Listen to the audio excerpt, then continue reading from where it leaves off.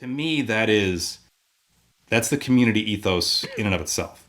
Not a single one of those games can afford that stage by attendance metrics, by anything. Even all of those games together with their attention metrics might not be able to afford that stage. But when put into all of Combo Breaker, there are the resources available for that stage to exist.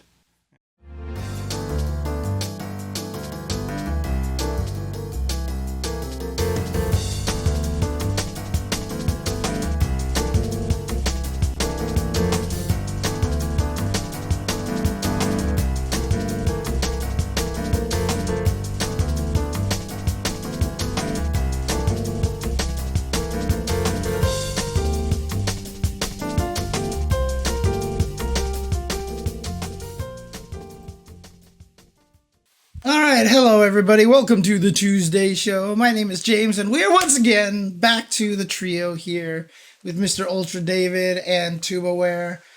First of all, how are you feeling, David? Thanks, James. I'm feeling acceptable. I did have COVID last week, and I finally tested negative yesterday. I still have a wheezy cough, so if all of a sudden I blow up your ear with this slow, drawn-out wheezy cough, my bad in advance. It's mostly gone, but it's still there a little bit. Still a little bit of fatigue as well, but yeah, definitely doing much better. What about you, Brock? So what do we got going on tonight, guys?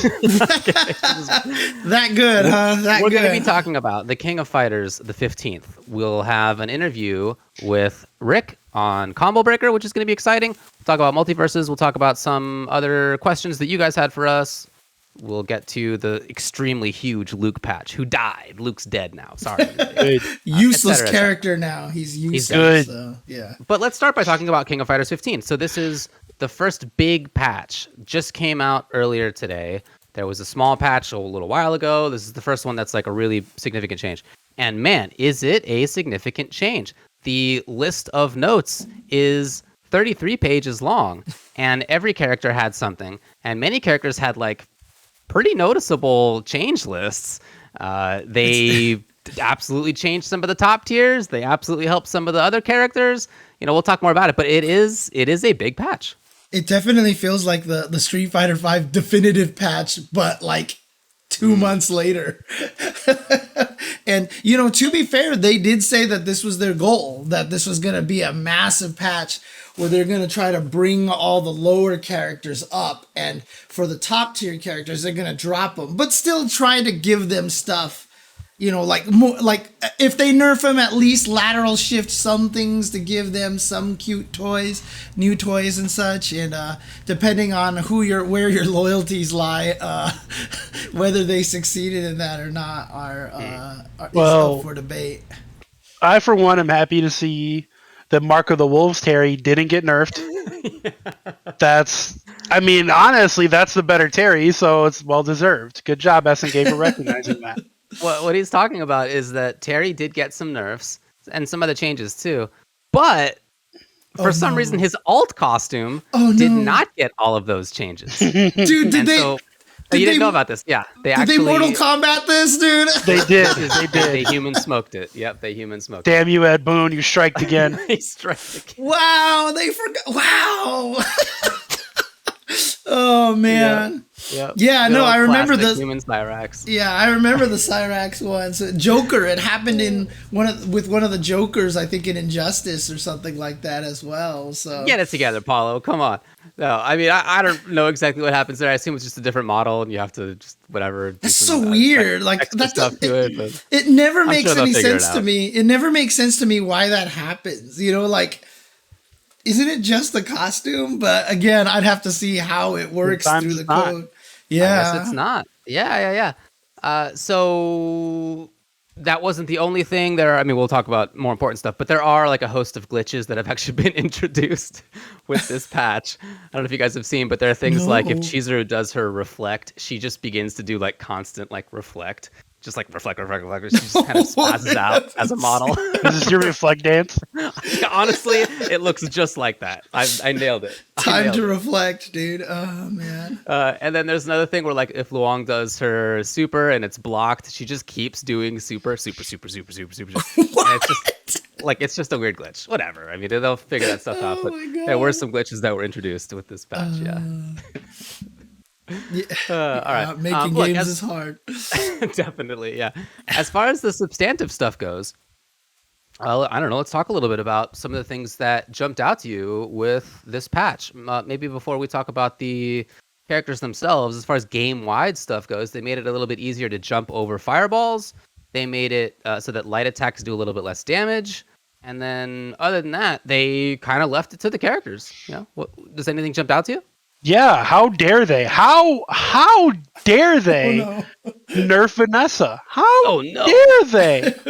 Now, to be fair, that's mommy, and she doesn't deserve to get nerfed. Okay, that's fair. But as 16-bit brought up Cyrax in the post down there, in the chat, there is potential that Vanessa might have been Cyraxed, in which they just took away all the glue-eating stuff, and it actually turns out she has a lot of really cool other stuff that exists. They gave her some new toys. Yeah. And maybe now, like, the people who play her will actually, like, delve deeper into some of the other stuff. Why are you smiling, David? I don't know. I think it's a good point, man. I don't think you're wrong. Yeah, no, because, they gave, like, she definitely has new combo routes and stuff. David's just happy to be here. Happy to hang out, man. Yeah. They sped up her close roundhouse. It's actually 5 frames now. Like, they gave her some buffs, in fact. It wasn't all nerfs. No, also, like, her sway, low profile's better, and she also gained a new short dash out of the stance, which will give her new combo routes. And, I know Olaf's already experimenting with those, because he's actually more inspired to play Vanessa. Because when she first came out, he was like, I'm excited! Then she turned out to eat glue, and she was like, I'm done. And now that's a very Olaf excited. thing. Yeah. Listen, you low-tier heroes, and now she's exciting. No, she was exciting before when she just dash punched over and over again. That's what I'm here for. Yeah. I want the brain dead. It's a very rash mindset right there. Yeah, rash. Run into roundhouse. Awkward mindset. Run into boot. Wrecking ball. Okay, I'm in. Feels good, man. Wrecking ball because he had trouble getting in, right? So there you go. So look, Vanessa is a little worse overall, but they again, like with other characters, it wasn't entirely negative news. We were just talking about other characters who got nerfed, like Ralph got nerfed. In my opinion, not that much stuff in this game actually needed to be nerfed. One thing that needed to be nerfed was the stand D button on that character. That button by itself has it been quote unquote normalized now? I think it has been. I looked at it. In tournament at Game Realms, I got hit by it 6 times in a row. It wasn't like a mix-up. It was just like I was like trying to do anything about it, and I was trying to like whiff punish it. Nah. Trying to jump over it. Nah. Trying to roll. Nah. Trying to armor through it. Nah. Just. Did you get caught with they do it and whiff and you whiff punish and then they do it again and you got whiff punished? I sure did, buddy. I sure did. Dude, there was she tried to whiff punish and it didn't work. I was like, yeah, you got hit with the double. Dude, literally, I think it was like a week after the game came out, someone did like some little flash animation like of the 98 sprites, except Ralph had like Dhalsim kicks. Like he was kicking across the screen against Iori, and like Iori was like trying to backdash it, and then he kicks the opposite direction. It like comes around the world and kicks him from the other side. And Iori's like, "What the hell?" Like you see this question mark, dude? Because like seriously, dude, that button was a problem. So that button got nerfed, and 5C got nerfed, but they also gave him some new stuff. I've seen bigger combos from him. Yeah. He was already doing a lot of damage. So it's not the case that they're just like tanking characters. Like they're definitely giving characters new stuff, even as they're taking away some of the most objectionable things, which is great. I'm totally on board for that. Some characters definitely escaped so nicely, because there are definitely some characters that probably maybe should have gotten 1 or 2 bigger nerfs than they got, but Blue Mary Blue Mary got away. Got away pretty scot-free as well. I saw Joe still has stun combos, right? I don't think they changed that. I'm pretty sure that's still there. Yeah, so feels like he got away too, right? The hand slap does less stun, but it probably doesn't matter because it was probably already min scaling in most of the combos already. So, but oh yeah, and then some characters like Liz, like I don't even know if she escaped. She just got buffed, like, and she was like considered one of the best characters, and she got buffed. So, look, I'm still learning the game, but in my opinion, those characters were not on the level of like where Vanessa and Ralph were. Yeah, for sure. Okay, so I mean, I'm happy that they took the characters that like everybody agrees. Yeah. Everybody agrees that Vanessa and Ralph were top tier. Yeah, I will say you nerf those, okay. The closest one might be Mai, because like when I watch a lot of like Xiaohai footage, and he's always playing against like ZJZ and M Dash and all these other guys constantly, and I swear, like, I mean, he speaks in Chinese, so it's funny to hear him curse in Chinese, but like Mai is the like one character that can beat him. And like he gets super frustrated fighting that character. So the only set I've ever seen him lose was against ZJZ's Mai and Athena, to be honest with you. But the Mai can be a problem. So clearly good. They nerfed Dolores a little bit, who I think was a really strong character as well. So like, there's definitely some characters that they nerfed a little bit. They nerfed Kukri a little bit. I thought he was really strong. Yeah, fuck Kukri. I mean, I'm not opposed to that. I actually feel like they nerfed Andy pretty, like not a lot, but like most of his changes add up, I think, into a net negative, in my opinion, because he's one of my main characters too. So Gotcha. Yeah. But yeah, I mean, they didn't nerf that many characters, and I don't think that any of them got murdered. None of them seem like they're bad to me. I mean, you talk to some people, Vanessa was murdered. Vanessa's dead. Murdered. I was murdered. Kukri got what he deserved. Was murdered. Sitting in the park what he with your deserved. roller skates on. I was murdered. Gato was murdered. Dude, I've heard so many murder claims. I mean, Dolores was murdered? Come on. What's that? Gato was murdered? Yeah, no, That Gato was not. Yeah. so good still. Maybe the best in the game now. I mean, come on. He's so strong. Yeah. I mean, overall, what they said they wanted to do, I think they did. And there are still some of those characters, which is interesting to me because, you know, there is that mindset. You know, Keats talked about this when we had him on the show, where he was like, you can't make Conra, you can't make Aganos the best characters in the game because they're make you quit characters. Ramon is kind of one of them as well. And while he did get buffed, like most Ramon players are like, you just did not give him enough. And I think they're just scared to make Ramon like good. Well, there's this other character called El Fuerte, who's one of the most frustrating fighting game characters to fight against of all time. Dude. So I don't blame them for not wanting to go bonkers with that archetype. Dude, I mean, look, David already knows how much I hated Fuerte and Ultra, dude. Ultra, I do recall. You know, I can't lie. I really liked the matchup.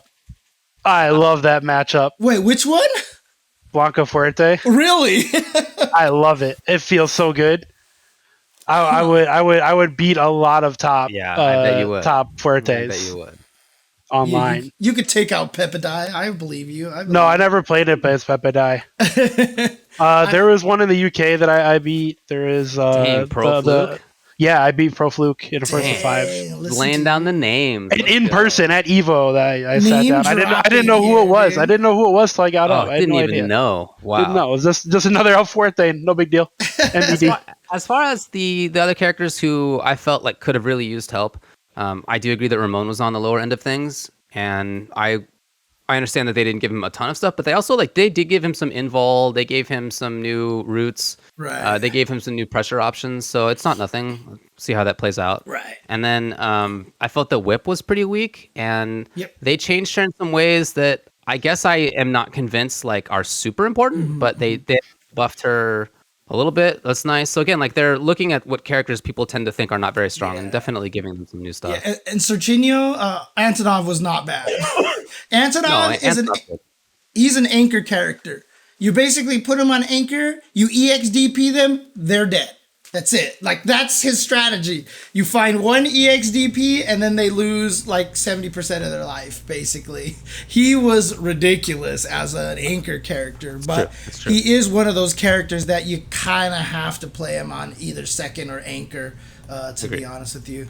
I mean, Shune, I thought was ass. I thought that character didn't I didn't exist. think he was that bad. I just thought he was not What worth about even Whip? looking at. You were a Whip player. Are you a Whip He player just said again? I'm whip. not- He just No, said sorry. whip, so, yeah. Yeah, I think she got buffed. I was she reading gets the chat. She got Yeah, some yeah, buffs no and worries, stuff, no but worries, not enough no for me to worries. play her. Yeah, I really thought Shune was just not even in the cast, and it's cool that like he seems to be now. So I'm Yeah. happy for Shune players about that. And then there's a long list for like Yashiro of stuff Dude, that's got buffs for him. Like some characters that are dangerous right now are Iori, right? Iori, Mm. everyone was talking about how Iori sucked. And that's just because he wasn't top tier and everybody's used to Iori being top tier. And he was was all right. He was mid. And the way then it should he got buffed like he was a bottom tier character, in my opinion. Yeah, because he should be top tier. He's Iori. Yeah, basically. That's like when right? Akuma's not top tier, it feels weird, right? Right, when Akuma Like, or Street Fighter Zero, feels kind of weird. like Zero, you know? Yeah, Zero always top. Like those, Dude. there's just some characters. Those are top tiers. Leona, I don't know what they did to Leona because I never really Yeah. could figure out how to play her very well. And again, I mean, I only use this word because it's so true. They fucked the light fireball in the air so badly, dude. Like, I can't nerfed, believe. Oh, yeah, they nerfed that move. I mean, if it hits you, it flattens you now, which is kind of okay. But if you block it, she doesn't go anywhere anymore. She bounces straight up, comes straight down, and basically you could murder her for free. I don't know why. I have no idea why they did that to her. But yeah. I don't understand how Leona's supposed to play, to be honest with you. So maybe they found it necessary. So All right. Look, Rue me says just- she's fine. I'll take his word on it. yeah, I'll take a Rue's word over mine any day. So I hope so, because every time people try to play Leona, or they'll ask me like, "What is Leona supposed to do?" I'm like, I have no idea, dude. Like Leona's a character I can never get the grasp of for some reason, but. she seems I good mean, to me too, but whatever. I think, like, I love the changes they gave to Isla. Like, I'm super stoked for Isla right now because she was the character that I really wanted to get good at the most, and I really felt like she needed stuff. They didn't give her the things that I thought she deserved, but they gave her a lot of things that are really good that I didn't think of. So, you know. Such as. So her heavy kick, quarter circle forward, a heavy kick in the air where she lunges forward and kicks and drops. They gave it 2 more active frames, and I was like, okay, I get it, because it used to miss some crouchers and stuff like that. Dude, 2 frames was huge. Like, this is the one thing about it, right? Like, Andy's jump CD got nerfed by 1 frame. Isla's little lungy kick got buffed by 2 frames. You're like, that's not a big deal. Dude, like, at almost the height of her jump now, it will hit you, like, whereas it did not before. And so it's really, really good now. And like I said, Andy's jump CD was nerfed by 1 frame. And it's like, I feel like it's a completely different move now in a weird way. So it's not. It's still super good. But, you know, it's just, I was so used to being carried by that move that I used to beat people just by doing jump CD, jump CD, jump CD, jump CD, jump CD, jump CD, because he was jump CD the character. Now I have to actually try to use some strategy, so that's fine. Nah, just keep pretty doing good it about- anyways. They'll never see it coming. Yeah. I feel pretty good about Dino and Maxima. I already thought that they were a little underrated, if not great, but now they're a little bit stronger, and that's cool. I think some of the hard King matchup of characters got a dinosaurs. little worse, so probably easier matchups. And then King herself, the fact that you can jump more easily over fireballs, I think it's actually not that bad for her. It's like not already hard to jump over her fireball. That wasn't the issue. It was that she could like space it and time it differently and put it in the air or not. And she had all these anti-airs. So I'm not really that concerned about that for her. I'm concerned. In general, I feel pretty good about those 3 characters. But I'm also now curious about taking another look again at characters like Shermie and Ramon. And I mean, do you feel bad that she lost her true Invul EX trap shoot? Dude, it doesn't matter to me. Right, I that's don't what I really figured understand too, why people in yeah. this game are so worried about having a DP or not. This character has this game has 100 defensive options. Like, Dude, there's have need a so DP, many bro. things. Have you seen how Urians reacted to losing their EXDP? The character became unplayable. Yeah, you need the DP. This is a game with back roll, forward roll, V reversal. So Backdashes. Yeah, Shatter Strike. which I one? mean, Which one of those? tops, Which one of those like- mentally breaks my opponent just because I did it when I woke up?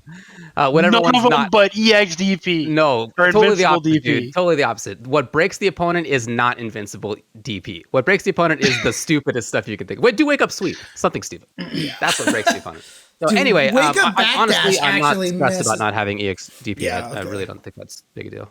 Yeah. So. Oh wait, is Surprise Rose actually still an invul? Oh no, that's the super, right? That's a super, right? That requires meter as What are you well, talking but about? just requires a little bit more meter. But Yeah, this is Yeah, horseshit. whatever, man. I'm just not worried about I'm writing a strong letter to Mr. SNK. Oda. Well, let's John SNK. That's what I'm writing a guard letter cancel to. roll. It's just so many defensive tools in this game. Well, How this- can you be so worried? Yeah. And that's the That's thing, not right? the point. I It just want feels to know, good to have invincible moves. I don't It care. does. It does. It does. It feels great, but not everybody needs it, right? Like that's King needs it. This is horseshit. What do you think about Yamazaki, Geese, and Billy Kane? They all look dope. I love Yamazaki right now. I mean, I think he's gonna be fun to play. Like he can do some weird stuff. He's definitely, I mean, I don't feel like he's gonna be like crazy, like here's my awesome tech kind of character, although people are finding cool stuff with him. But I think in actual combat, it's mostly just gonna be his super annoying heavy kick and just, kind of playing, and his really annoying jumping heavy kick. But of course, his jumping attacks don't have a lot of range on them, so that's one of the biggest problems that he has. Not a lot of horizontal range, I should say. So, but he's definitely the character that I'm looking at the most to put in my team, just because thanks to CVS2, I basically, I love Yamazaki. I think he's just like the coolest character. So I definitely want to play him. His pressure cancels on block seem really strong. Yeah. Plus on block options for pressure, it's really nice. And as far as like the mid range control of the character, I think I'm a little bit underwhelmed, but I think he seems strong other than that. and Really? that's Even with that totally heavy fine. kick, dude? That heavy kick is super good. I think Like, it's a good footsies normal if that's what you mean. Yeah, I Listen, felt like man, they- it's no Ralph. It's no Ralph. It's no Ralph, dude. They did not bring back Ralph Stanley. And as far as Billy Kane, I'm out here trying to be like, okay, sick. Let's check out what I can do with this jump C. It's got all this range, and I'm absolutely failing to find the hitbox in where jump C is. So anyway, I mean, he seems good. Otherwise, he's not awesome, but that's not the Right. character. I think and he seems again, good other than that. it's And the Geese, I same- think seems super sick. I really like how Geese looks. It's the same story, right? We were talking about the Whip and Ramon thing. They're scared, I think, to make some of these owner characters and stuff strong. So I think Billy is getting the Whip treatment right now, where they're starting him a little bit weaker and seeing where they can go with him afterwards. Getting the whip treatment. But yeah, I really That's think what he's Geese getting, looks huh? good. I think Geese looks strong. Whipping him This into is shape. interesting. All right, let's bring on Rick. All right, we're moving on. Yeah. A lot of stuff to talk about here. Jesus Christ. Let's do it. Okay, all right, we're gonna go. We're gonna take a break, and when we come back, we're gonna bring Rick onto the chat. So don't go anywhere. This, of course, is TheHadou, the man. Basically the man who is like in charge of the FTC right now. I feel like the guy who's running Combo Breaker for years, and now is We'll doing be back a lot of stuff for soon. Evo and Everybody knows who he is. I'm just trying to make sure nobody goes away during the break. Okay, all right. This is valuable interview time. Let's go to the break.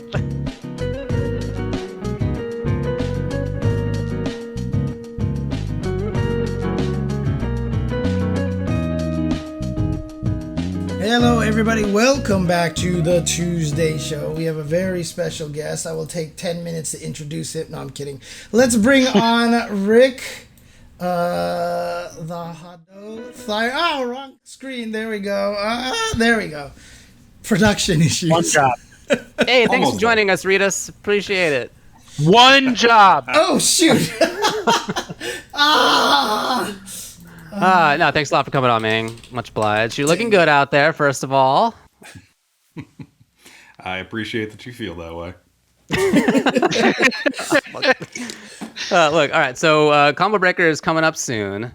In the past, we've had you on, and we've kind of talked about the spiel of how you got into the FGC, etc. So I don't know that we need to go into that whole rigmarole this time. Nah, I don't think so. But I do think it'd be good to at least rehash how it is that you got into the situation that you find yourself in now. How is it that you began hosting tournaments in the fighting game scene, and how did that grow? I ran some events in my garage because I couldn't make my locals. People showed up to them. That was a good time. Somehow that then became a responsibility to host for those people. And the number of those people involved has grown so much that we're in a convention center now. just grabbing a few more people at a stuff time. happened in convention center. Yeah. If I actually had to give you a detailed narrative of how we got to here, I'm not confident I even could. It's just kind of a blur at this point, huh? Many of the years blend together, but also the occurrences that go from the scale we started at to the scale we are now are not comparable. And the mixture of happenstance and professional decisions and where those have met with either new relationships or networking or freak opportunity, it's at this point sometimes difficult to circle back through and go, here's the point A to point Z. I can pick out some key moments along the way. Like I know situations where this was of impact, or this led us to this adventure that led to this change in the event structure or size. But I don't know if I got a clear narrative for any of that anymore. Well, I don't think you need a clear narrative. I think that's kind of cool, actually. I'm curious if anything strikes you in terms of things that did seem as though they were happenstance that then became important. Now, what are some good ones? Meeting Adam Hart at the Focus Fire event in La Crosse, Wisconsin, particularly since we almost didn't make it. The crew that I went with had to push our car through the blizzard. We got shovels out. Dude, fucking We're every crew at creating that a tournament. lane to get to, it's called a convention center in La Crosse, but the gymnasium that event was held in. God, And legitimately, the only reason that led from going from Focus Fire to going to the Ultimate Fighting Game tournament was Rosemont still that year, was talking trash to the event host at Focus Fire and Adam to their faces. Dude, And then the that's open amazing. challenge of, well, if you feel this way, can you do better? I don't know, maybe. Actually, yeah, no, I'm confident I could. Prove it, kid. All right, I like competing in things. This is a new competition. Can I prove you wrong, and how quickly? Dude, I mean, look, that's amazing because you know what? How many people have you told have the general world told like, oh, you think you could run this event? Do it. And most of them are like, oh, okay, fine. But then you actually did, and now you are running basically the two biggest FGC tournaments of the year in the world, perhaps, right? To be fair, the first combo breaker that we ran on the back of all of those interactions in New Brighton, Minnesota, which TuboWare has been to, but the two of you have not, was You're not terrible missing out. by almost every definition. Everything ran late. Equipment wasn't there. I didn't sleep for 2.5 days. At least a third of the attendee base was well past the legal drinking limit. And during grand finals, in a rush to pack the event up so that we could beat the hard out that we didn't realize was a hard out, they were going to charge us more money for it, I accidentally unplugged the stream setup in the middle of the most watched thing we'd ever put together. So, it doesn't all start the way it is right It went now. well. You learn a lot of things the literal hard old-fashioned way. Oh, well, I think that's cool as well, and important for other people to hear about. I'm sure that the fact that even somebody who is now running such big events has also had experiences like this. Can you talk about the kind of mindset that it takes to not only have all this responsibility on yourself, but to push through moments like that? I think on the positive side, the mindset is all about perseverance and resolve. And I pull a lot of that just from family history and social circle that I'm in. There's a lot of people around me that either from financial means or health means just live in a constant state of struggle. And so if they can get through day to day, whatever I'm facing, I can get through day to day. The flip side to that is probably some level of mental imbalance that makes me believe that now that I have committed to doing all of these things, I have to continue to do them, or I have to achieve in my attempts at doing them. Because if I don't, all the people that are now depending on me to deliver either moments of excitement or happiness or worse yet, purpose, might not have that. And that weighs on me very heavily. So I never want to let either of those two things down. I want to always, I don't know if it's always, but my motivation stems a lot from those two aspects of my life. So As let you- me ask you this question then. If you, David, unless you had a question. No, you can go for it. I just want to ask, like, obviously Combo Breaker's coming up here, and you're probably busy doing Combo Breaker and having to do Evo at the same time. But, you know, how hard has it been? Like, I swear after 2 years of the pandemic, I forgot how to pack to an event. You know, like, I don't even remember what I'm supposed to put in the suitcase or all of my things. Like, how hard has it been just, like, actually going back to a live event of this scale after 2 years, you know? I think the going back part was easy. I've thought about very little in the last 2 years other than getting back to this. So the basics of it, the things that feel familiar, that's great. The hard part is the ecosystem and the environment that we're coming back to and the industry that we're coming back to does not look like it did 2 years ago.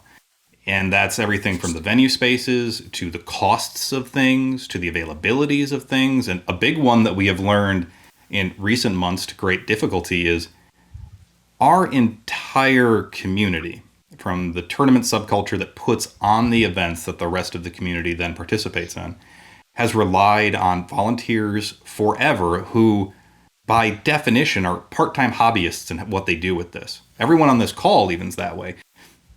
Professional commentary is not really a thing for most people.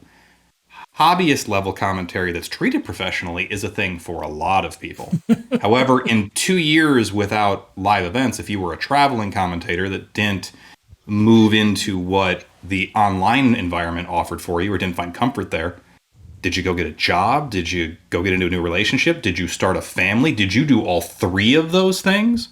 And if you did, your availability for a show, your interest in doing a show, or maybe even how practiced up you are to deliver on the expectations of who you were in regards to live events, all changed. And so as we've hit more and more of those, that's the real challenge. And a lot of that is rooted in 2 years later, many of the people that are the spine of our event culture do not have the bandwidth they did 2 years ago. And so it's learning to work in different hours. It's learning to work in different groups. It's learning new efficiencies or processes, some of which are great, some of which are hugely challenging, all of which are proving expensive. But that's kind of the big change for me. Can you give us some examples of things that have changed in that way? Rigging labor is up $100 an hour. So that was fun. Jeez.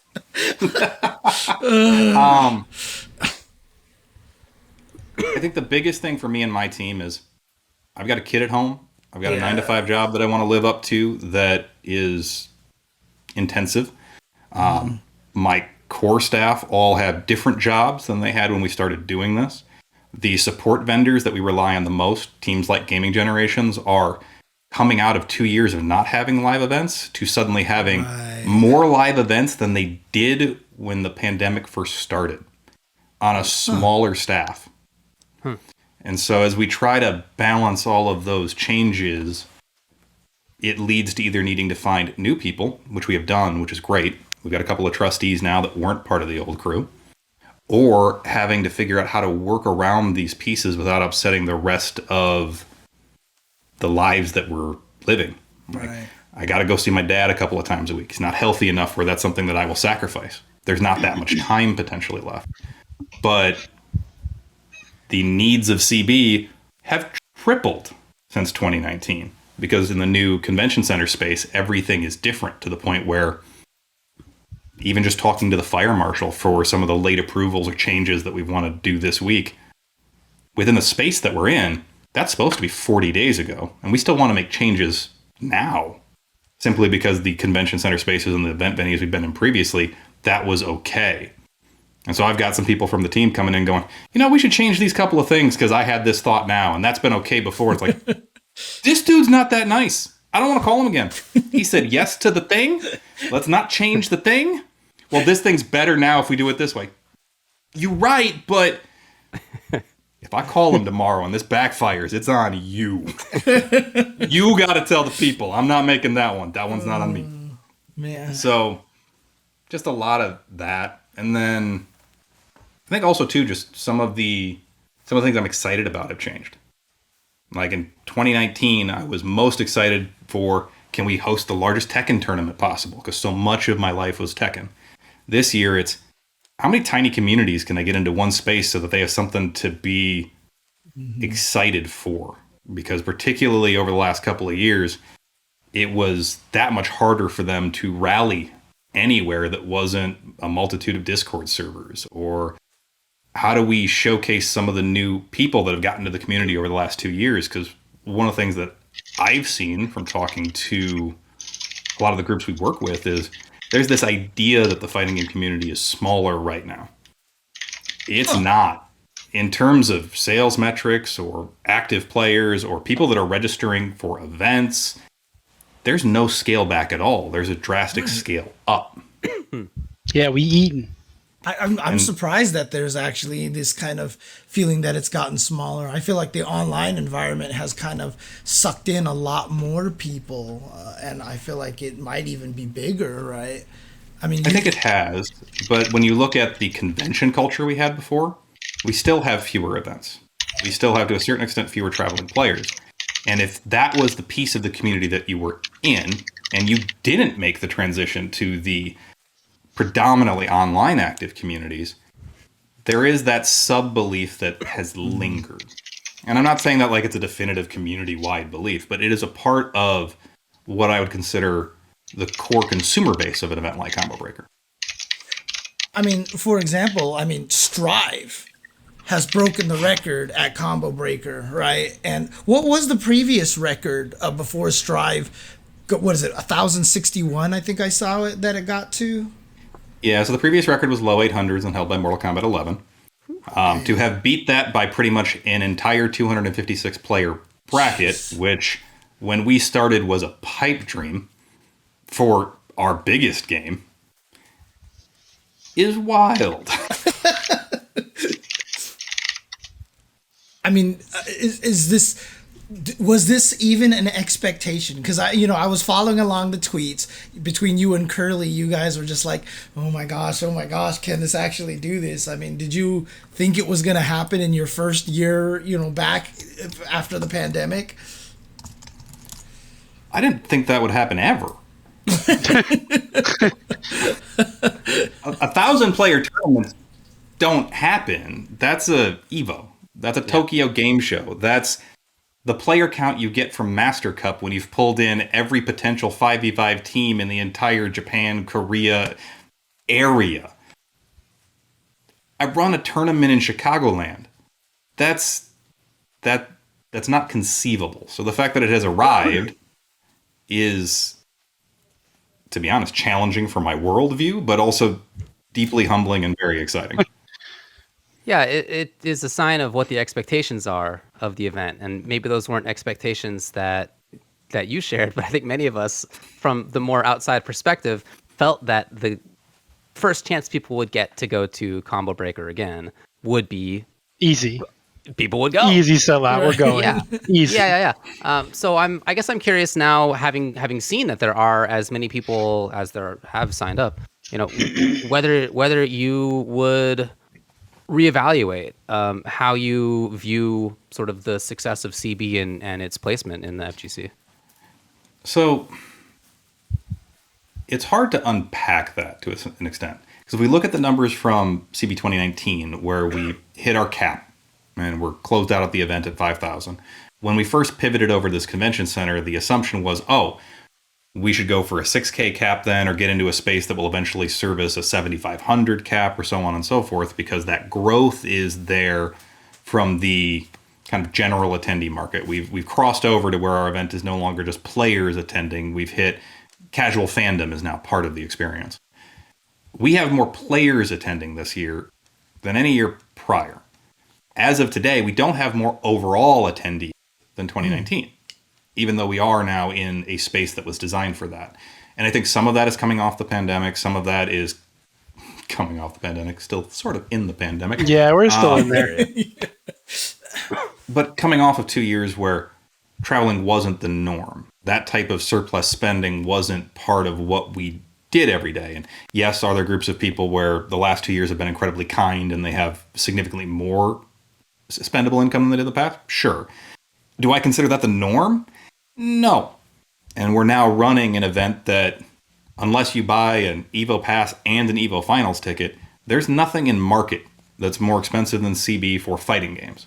Genesis is more expensive if you want to switch over to the world's largest Smash Brothers event, but we're not coming back to the table with that easy access experience anymore. And there is a part of me that regrets that, because I always appreciated running the easy access experience. I mean, CB 2015 started with, we don't even have spectator passes. You want to show up, we're covering it. Enjoy. And at this scale, not only can we not do that, but attendees in and of themselves, even at current ticketing prices, can't recover event costs. We have to put in months and months and months of partnership work to actually find the funding to be sustainable. I mean, just to give people a quick reference to how much bigger things are now, there's more people in the Guilty Gear tournament in this year's Combo Breaker than entered all tournaments at Combo Breaker 2015. That's correct, right? Yes, by just 43 people, I think. Yeah, so just one bracket is bigger than the entire goddamn event in 2015. So it's just to put things into perspective for people at home listening or watching. I'm gonna shift a little bit just because I want to read something that 16-bit says in the chat, and basically she says, like, you can't tell which game he personally likes the most. That's like the cool thing. Like in the NRS community, we view him as our game. And KI and Tekken, they view Combo. I know Skullgirls feels like, like Combo Breaker is their event and everything. I know you have a deep passion for Mortal Kombat. And I can't remember if we've talked about this on the stream before here, but I just want to bring up the moment in which we got to play MK11 with the Combo Breaker banners in the background and all that stuff like that. And as a fighting game fan, like, how did that make you feel seeing your top 8 with the Combo Breaker banners and everything in the background of Mortal Kombat 11, I don't know if there's great words for the sense of validation that comes with that, and what I believe to be mutual respect from that dev team and the organizers that create events for them. Because that wasn't something where it was just CB. Would it have been cool if it was just CB? Yes. Do I think it was significantly cooler that it went from CB to CEO to EVO to ECT to CT that got in there, and this just list of events where we close out the year with NEC, where I went into the game. I had a buddy go in and pull some camera tricks, and I just have high-res printouts of that stage in a bunch of those tournament logos, and they're on my office wall. Aww. Stuff like that I find deeply motivating, and I talk a lot about, well, I shouldn't say I talk a lot in public, but I talk a lot in meetings with people who ask questions about what motivates organizers. And yes, sustainability and money and those types of things are necessary, and that's a big piece of it. And yes, finding out ways to inspire camaraderie and create collectible components that people can kind of hoard as their personal totems of success. I have a Scorpion bust from the MK11 Collector's Edition that's signed by NetherRealm Studios that, if anything ever happens to that, I don't know if I can adequately describe the grief that would come. But the logo in the game, and particularly since it was the logo I made, so it was the event's first logo before we rebranded, that recognition can't be purchased, particularly in our ecosystem. There's no event that has the money to go to NetherRealm and be like, put my stuff in the game, Ed. No. And so to have them that publicly, that influentially look at what we have done as a community and go, this is important enough to us that you are part of what we made, which to me reads as mutual inspiration. That is a very, very strong, compelling reward for the work that we've done in this community, the work that they've done on the game, and I love seeing stuff like that happen. I could ramble about that for a long time because it matters a lot to me. Like, I get tweets every now and again of somebody who's playing on that stage, or I don't know, some weird thing occurs. You can activate that Noob Saibot tower again that's got my name on it, and it's. I am here because Mortal Kombat was on Sega TV. That's my starting point. Wow. Yeah. And now the thing that led me eventually in my life to be a part of, to create, that it means something to other people, is part of that same source inspiration. That's a powerful thing to have seen occur and to have been part of. Well, you're not just working on Combo Breaker these days, although I'm sure that's the immediate focus at the moment, but I'm curious how you could differentiate for people who are thinking about going or just thinking about watching / just being interested in CB versus Evo. You know, these are two events that you are working on that have historically had some significant differences, right? Yeah. Very different personalities, Different personalities, right? So one time they got into a fist fight in the parking lot. I've seen it. It was Street Fighter 4 in the parking lot. Yeah. You really think Street Fighter 4 was the one that was in the parking lot in Vegas? Yeah. How do you differentiate between those two? And then also, how is it that you keep them both in mind at the same time? Because you have to be doing both of those things. So I think that within culture, there's inner circles of fandom. And there has to be products that serve to onboard into fandom and then also sustain different levels of fandom and compel people engaging with the fandom to either become deeper fans or become fans that are part of these different components, or want to extol the virtues of the fandom, or want to fall in love enough with the fandom they spend all their free time yelling on Twitter about how much they hate the fandom. And Evo to me is the biggest outer ring at this point. Yeah. It's a large-scale tournament. It's an industry trade show. It is a historical experience that needs to be referential not only to itself, but to where fighting games came from, what fighting games have cultivated and produced, and where fighting games are going. Like, a big thing that I think made Evo special and continues to make Evo special is Evo is a moment during the year where, all the tournaments notwithstanding, all the trade show booths notwithstanding, there are moments where you're looking to what is going to happen next in context of what has come before. Whether that's a character release, whether that's Harada trolling Ono on stage, whether that's Arc System Works showing up with a Western-themed booth and everybody suddenly going, wait, that dev can do this now? Yo! Those aspects to Evo are very important to me. So this year we're doing a lot of stuff at Evo that involves looking back at historically, that involves actually talking about and trying to present the future, that involves inviting people to be fans of fighting games. Mm-hmm. Whether you already are generationally, are you a dad with a kid that's playing Street Fighter, soon to be 6, and you got here with Street Fighter 2? Great. Have you never heard of either of these games and somebody's uncle beats you up at the, family cookout on a console that you don't understand how it works because you had to put a cartridge into it? Perfect. Evo to me has to hit that piece of the community. CB has strived very hard to be something different in that it needs to be the inner circle fandom event.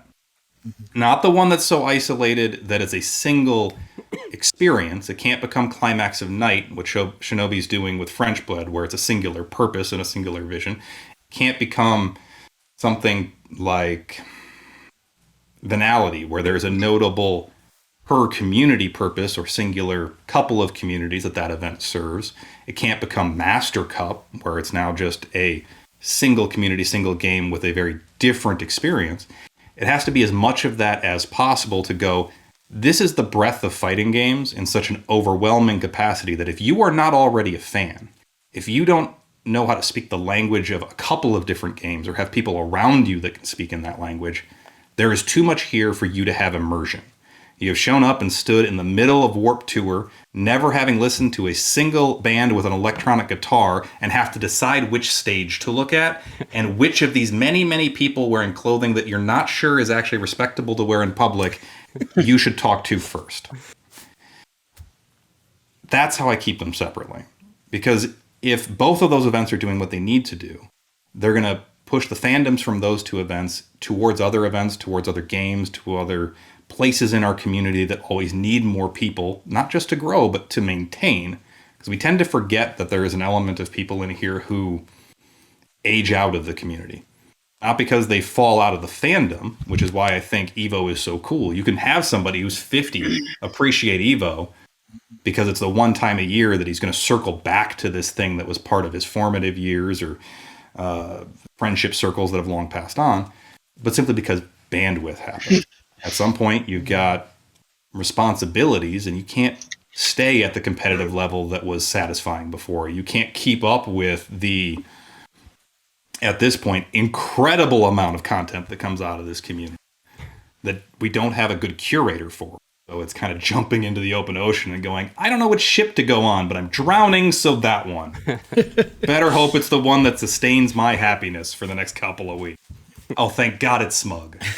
But as long as I can keep those differences in place, I think both events will succeed at what they need to do for the community. And then the community will inform us of what they need to become. Because the community that exists today is nothing like the community that I started crafting events for. And I don't mean that in the 2009-10 sort of way. I mean, the community today isn't really anything like the community that we did Combo Breaker 2019 for. So got to try to keep up with that, which is its own bandwidth thing. I know I've said this joke many times, but I've always said, like, Evo is the celebration of, like, fighting games. Combo Breaker is the celebration of the community. And CEO is a celebration of Jabali, right? So, I mean, that's kind of how I've always made the distinction. Well, to briefly talk about other tournaments, because I think that's a good inroad here. I'm curious how you view other people trying to come back in the tournament scene. You have your own unique situation for sure with these two events that you've spent a lot of time building up. For other tournament organizers who have their own different situations, what are some of the challenges that you hear them talking about and how they're able to get over it or not? I don't think many of us are getting over it. I think we're getting back in, trying to deliver the experiences that is expected of us, not being able to do so. I don't think there's a single event this year that will reach its aspirations for itself in talking to most of the organizers, because there's just that many challenges between getting back in and getting that final outcome. What do you mean by aspirations in that context? I think as you start hitting staff and bandwidth and literal resource limitations, if we want to get to the cash flow stuff, there are too many places where what you want to build isn't quite possible. In the same way that when you open the Lego kit and it's missing two pieces, you can actually probably still build the entire model. It might even still be a satisfying model. And when you put it on the shelf, you might never even be able to see the piece that's missing. But the dream of it is good. And so when I look at a lot of events, that has happened to them. That happened with Genesis this year when they had to cancel and then immediately turn around. That happens with Frosties when you get into an event where you have a cool new experience, but it's running on the back of maybe the most stressful week that it could possibly exist in. You have Big E changing venues, using some of the historical venues, some of the new venues, because the idea of NEC getting back into downtown, becoming the kind of center city experience that I know he dreams of, is not quite to the refinement piece of it. So now you have to go through the experimental stages of building that new event, but you have to do it on the back of a brand that has expectations and a legacy of organizing that's so long that you get no slack. Overseas, you're seeing that too. Monitor suppliers aren't in market right now, so if you don't have an equipment supplier, you're getting hit with that. Gaming Gen can't be everywhere all at once. Game lists for events are as long as they have ever been, which means you need more gear, or minimally you need more games on the gear that you have, which usually means tournaments that run and then stop. You don't have the casual stations afterwards because the Melty Blood console needs to become the Guilty Gear console because, good Lord, there's so many Guilty Gear players right now. And a lot of that is good, and it speaks to things that allow for greatness later, but it means that everybody's in the messy middle. And our community has not always been great about tolerating the messy middle because we kind of just been in a mess forever. And some of that is scale. Some of that is everybody's a hobbyist trying to do a professional's job. And I don't know if that's going to change. So one of the big things that I hope happens, and one of the reasons I'm talking openly about it tonight, is if we can get to the understandings between what expectations are and what a product needs to reach. And I do think events are products. I'm going to talk about that. there's an inroad there where everybody goes, yeah, actually, Arby's ain't that bad. And I kind of always want to figure out, how do we get to that? How do we get to the FGC version of, actually, you know what? Arby's ain't that bad. I'm hungry. I ate it. I'm not hungry anymore. It was the right price, I think. I guess I'll figure out how we feel about it tomorrow. So I don't want it to be like this every day. Arby's is godlike. Okay. Okay, I got that out of my system. Anyway. I mean, that's all right. We can have our CPT throwback. I'm all for it. But there's a lot of that to kind of figure out and work through. And that was a rambly answer that I don't necessarily think hit the point you might have been asking for to begin with, because I have forgotten what the initial question was, because we talked, or I should rephrase, I talked that long. But if we didn't hit it, rephrase and I'll try again. It's all good. I think that was an interesting answer. Is there anything about this CB that you would like to talk about that we have not talked about yet? This is the most effort we have ever put into trying to showcase as much of an oversized event as we can. And it's going to be an interesting thing where there's blowback. We put the schedule out today, and there's always, well, what about that pool? Or what about these semis? Or what about this? We're running 11 streams out of this show. Yeah. It's a near unheard of number. It might be an unheard of number, actually. We're doing that off of 11 stages. And those stages are mostly uniform. There is the large format center stage that CB is known for, but the other 8 in the convention center are the exact same. So there's no changeover going from the absolute smallest game in the room to the largest game in the room. No sharing at all, huh? Oh, they're sharing. There's only 11 streams. There's 24 plus games. Okay, and then fair, all in fair. together. Sorry. 24 streams, Combo Breaker 2023. No. We can sort of afford internet in this facility. We're never getting to that point. But on top of that, the all in together tournaments that we put together with AIT and Net Battles and a ton of community organizers, we have a stage in the back of room, and this is probably the thing that I'm most excited about, even though there's no way for this to pay for itself. So it's this weird giant event subsidy. We have a modest replica of the large main stage that CB is known for on the polar opposite wall of the room that is showing nothing but those community tournaments. So if you came in and you have your 24-player tournament that you are used to not even getting a projector for, there is a 20-foot screen for you. And you're only going to get the top 4 for that, and we can't show the whole show. There's 25 of those brackets. A couple of those brackets are going to wind up on some other streams and stages, because that's just the way it nets out. But to me, that's the community ethos in and of itself. Not a single one of those games can afford that stage. By attendance metrics, by anything. Even all of those games together with their attention metrics might not be able to afford that stage. But when put into all of Combo Breaker, there are the resources available for that stage to exist. And I think that if we're going to be in a situation where we constantly talk about everybody rising up together and inner circles of fandom, there has to be a place for those games and those sub-communities, because a lot of those sub-communities are some of the most diehard players that exist in fighting games. Yeah, they started as the Street Fighter player, and then somewhere down the line, they get into a game with a name that I can't remember right now and probably can't even pronounce correctly because it never even got translated to English. Which is why we put a bunch of those in Look Alive too. That's why Perfect Welt was in there. But I love the idea of that, and I want to figure out how to do more of that, because when I was traveling around with Warped Tour for a while, my buddy's band was never going to go to main stage, and quite frankly was never going to be on a Warped Tour size stage ever again. They played at best 7th Street Entry in Minneapolis for 100 people, and that was considered a raging success. Lost money on some of those shows when you take into the practice space in the studio. It's very FGC in that regard. But those were monumental experiences for them, for those fans, and fans of those bigger experiences at that show. A lot of those main stage bands discovered my buddy's band through those moments. And if we can do the same thing for a lot of these community games, I think that's how we sustain the desired perpetual growth of fighting games.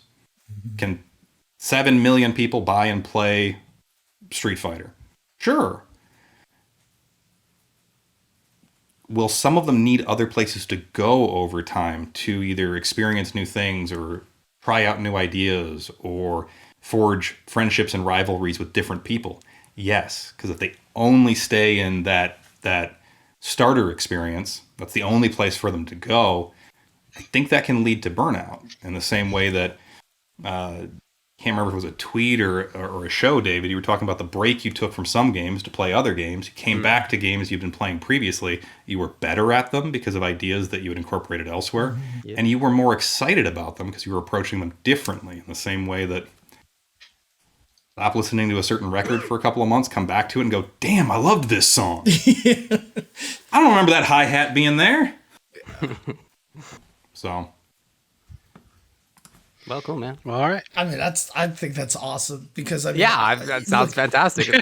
I mean, let's just put it. I mean, like this is the kind of thing that I've been like, obviously, when I used to talk to the people who ran Evo all the time, I was like, you should run like small game events just to kind of like celebrate those small communities there. But there was not the space for that, and I feel like that's really what Combo Breaker has become. There's a reason why, like, echoing what Stephanie said earlier, that so many different games think of Combo Breaker as their event, as their Evo, like KI, like Skullgirls, like Vampire Savior, for example, and I think that's really, really cool. I like, as a person who's been playing fighting games for decades, like, honestly, like, you almost made me cry just listening to that. So. Let's save that for Evo. We can skip it tonight. But Vampire Savior is such a good example because I love what Vampire Arcadia gets to do at CB every year, and I love what they've built out of Makai and some of the appreciation that I have gotten through that and through them. And even just having you out regularly to where, yes, I know I can put you on any number of games, but turn into the show every week and it's Vampire Savior behind your head. So please just come to CB. I know you can commentate 37 different games, but I just really want to put you on Vampire Savior all the time because there's something there for me where that's satisfying. So I do hope it always is for you, because I recognize that as fun as it is to have you and David out front in the middle in front of Street Fighter the times that we have, I like that there's a space for your history and your personal fandoms to still have face value and be right there for you. Yeah, I'm always happy to do Vampire Saviors. Yeah, I figured. Like asking TuboWare to do Marvel. It's like, Tubbo, you want to do Marvel this year? Can Rick really? Well, hey, man, I really appreciate you taking some time to come on and chat with us about CB and Evo and everything else that's going on. Real quick, Investigation Code in the chat does ask, when does the CB merch shop go live? Friday morning of the show. Nice. Probably you'll do a tease Thursday night, but we're trying to... So every year we put merch up, and every year it's these little illustrations of the merch that have come from the people that are working on it. We so rarely get stuff in to take photos and show what we've made. It's just the idea of what we've made. I really want the first introduction this year to be the products that we've put together. And so the Thursday before the show, we've got some photographers, and we're desperately going to try to actually take lifestyle shots of the entire lineup, and then probably make a couple of editors cry as they fast edit everything to throw online the next day. But I want that to be the first intro, so we're trying not to do anything earlier than that. Hey, let me know if you need a fat guy model. You know what? We got some big boy sizes. You can come do that. I'll do it. We've actually got... Honestly, you know what? I'll throw this out there. We have a hoodie this year that I think will speak to everybody on this call pretty well, that we're calling the Arcade Legacy hoodie, as a bit of a meme, because it's got 25 years of arcade sticks on the sleeves. Oh, interesting. Okay. So Forward to that. Take my money. Yeah. Very much looking forward to it. So Combo Breaker is in a week and a half at this point. Yeah, I would really like it to be 2 or 3 weeks away. Well, it'll be over pretty soon, dude. Right on to Evo too. Yeah, so, you know what? There's a CEO in the middle of that. There's there's a couple other events in the interim, actually. That reminds me, TuboWare, I have to talk to you about one in the very near future. And at some point, I mean, I'm going to be dumb and start trying to figure out a Look Alive 3. So there's always stuff to do. That's what I like to hear, man. I'm glad that you're keeping busy. I would have no expectation of anything other than that. I really don't know how to not. I know. I need to figure that out someday. All right, man. Thanks a lot again for coming on. You look great. I'm looking forward to giving you the old high five in person. Let's do it. All right, man. See you soon. See you around. See you soon, Rick. Good night. Oh, man. And once again, as usual, Rick is one of those guys that we could probably just get on here and do a whole 2.5-hour show talking to, but I know he's got to run, so. Yeah, no, thanks a lot again to Rick for coming on and hanging out with us for a while, as always. Yeah, I know he'll never agree to it, but, you know, there's a reason why I kind of call him, like, the man who's like, I don't want to call him in charge of the FGC, but he's doing. Well, you already said that earlier. So. Yeah, exactly. You already dubbed him the king of the FGC. David, how do you feel about kings. King Rick? No kings. How do you feel about King Richard? No kings. And also, isn't that like no the tag coast, of Stevie? Yeah, no coast, no kings, right? There you go. So I don't know if you would want to be called a king either. All right. Thanks again to Rick for coming on and hanging out for a while. Let's move on. Yeah, for sure. The 5-5 matchup, where, of course, we take questions from you, the crowd, and then we let you also vote on which ones we're going to talk about. We're so magnanimous. I can't believe we let you guys get away with this. Dude, unbelievable. I know, right? You get to decide some of the stuff that we talk about on our stream. Unbelievable. How can we even pull this off? All You right. don't have the right. Here we go. It's 3 questions. We're going to do 2 this week, right? Well, Yeah. I mean, maybe So? depends on like. Yeah, I guess we should because we have a lot of time. So. We do have a okay. Yeah, so we'll do 2 Number then. 1. So we'll be voting for 2. Keep that in mind as you read through these. Number 1. How long does it take after a big patch to know what's actually changed? Simple question, but I like that one. Number 2. With a big tournament like Combo Breaker on the way, can you recommend ways you feel tournaments could cater more to new players and players who immediately go 0-2? And then the final, number 3. What are methods for a player to use to stay mentally, physically capable to compete in a 3-day tournament? Again, as a reminder, if you are sub to the channel, you get 2 votes. But otherwise, it's !1, !2, or !3. Type them in the chat and let's go. And we'll try to get to 2 questions here. 2 questions. All right, and I'm gonna vote. Let's see what am I gonna do? Listen, man, everybody's voting too. That's a thing to do. That's actually not well. Maybe you've I'm gonna influenced vote the vote against here. it. 1 is no fun, and 3 is for Against. dweebs. 3 is what I went with. Wait, I went with 1 three. is Yeah, no for fun, dweebs, I and nailed it. 1 is no fun, and 3 is for dweebs. You almost kind of did this poetic thing over Yes, here. you did. Yeah, I was trying to rhyme. Yeah, Yeah. That was TuboWare rhyming for sure. bars. That's as close as it gets. Okay. Dude, this one is really even. This one's really, really even. Oof. Wow, it actually is all 3 ways. That's crazy. Yeah, I have never seen a poll like this, although we are starting to get one of them that's pulling we a got lead. separation. Okay, so 2 is pulling away. 2, it looks like it's going to be 2 and 1 is what All it's right, going call to it. be. Cut it off. It's cut. Cut it off. All right, hang on a second. A few more are drifting in. No, it's done. Oh boy. Oh boy. Oh boy. I can't call it. We need a few more votes. Okay. I'm just having a quick flashback to that point when I double OCV'd that player earlier with Dino. That was sick. With All King right. of Dinosaurs. Hey, The you know, king. I did double OCV someone with Isla before, so I'm pretty happy about that. But it is going to be number 2 and number 3 that are going Number to 2 be. and 3. Wow. Okay. Yeah, 3 number is for 2. dweebs. 3 is for dweebs. Yeah. 3 is for dweebs. I think these were all interesting questions, so I understand why they were close. But all right, which one do you want to start with? We're doing number 2. We'll go with the number 1 question. So let's do let's do the second question here. So sorry, I'm doing clicking doing things wrong over Wow. here. There we go. All right, that was the Tuesday show. Oh, hey, we're back. All right.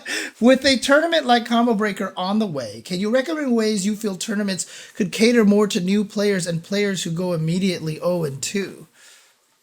I mean, if I may start this one, I mean, it really depends on the kind of, Rick was talking about this, right? It depends on what kind of event you're really kind of, who the audience you're catering to.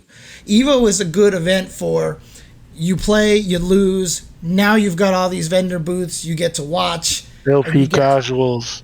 Right, and you get to experience it, right? Like you're not super you're casually invested in fighting games. You just want to play just to say you're in the tournament and you want to watch. That's how you cater to them. And then obviously Vegas is Vegas, so if you want to go out and hit the casinos or whatever, you have that kind of option. Combo Breaker, it's like 24-hour venue, like Rick said. Then all the machines out there and stuff like that you can play, casual machines and stuff like that. So if you're trying to cater to players, that's how you do that. You set up a lot of casual stations where people can go and play, and it's a very big distinction because you do have multiple audiences that you're trying to hit for this. So if you want to cater to everybody, you're gonna have to kind of do both, and that's depends on money. It depends on if you can afford it. That's just really what it comes down to. So you know what I would like to see a big event attempt? Because this has been done with online tournaments and maybe some smaller events, but I don't think like a CEO or a CB has tried this. I want to see an 0-2 bracket. Yeah. West Coast Warzone did this. West Coast Warzone. Okay, yeah. That was a long time ago, though. That was a real long time ago. Yeah. I want to see a modern day event try this. I will still always laugh that one time the 0-2 bracket at West Coast Warzone was won by Tatsu. It was like, wait, what are you doing in the 0-2 bracket? And it was just Arlieth? Was it Arlieth? Oh, might have been Arlieth. Okay, it was Arlieth. I think it was. Yeah. But yeah, he just had like this bizarre sequence of like somehow he lost twice in a row. He's a really good player.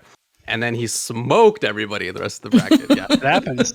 It does happen, whatever. But I do think that that's cool. And that did actually, just in talking with some of the people who were in that, not just him, he thought it was just funny that he ended up winning, But talking with the other people, there was stuff for them to do. And that was especially nice, I think, because West Coast Warzone was not the size of an Evo or something where there's a ton of different things to do. If you're not actively playing or like actively watching what's happening in the big stream or whatever that's going on, then there wasn't that much. So that's nice.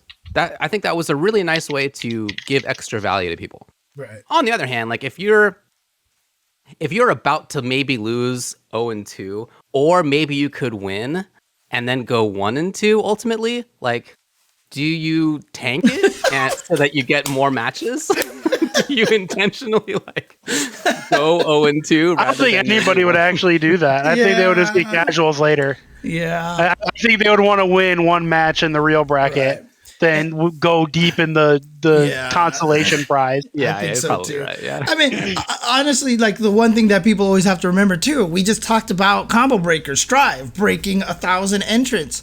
That's what I'm saying. That's a lot of 0-2ers. That's a ton. 250 people are going 0-2. You have to run. That's what I'm saying. The 0-2 bracket for Strive would be bigger than like 90% of the tournaments at Combo Breaker. I'm saying, like, it's cool the West Coast Warzone did it. Right. I want to see a modern day event do it.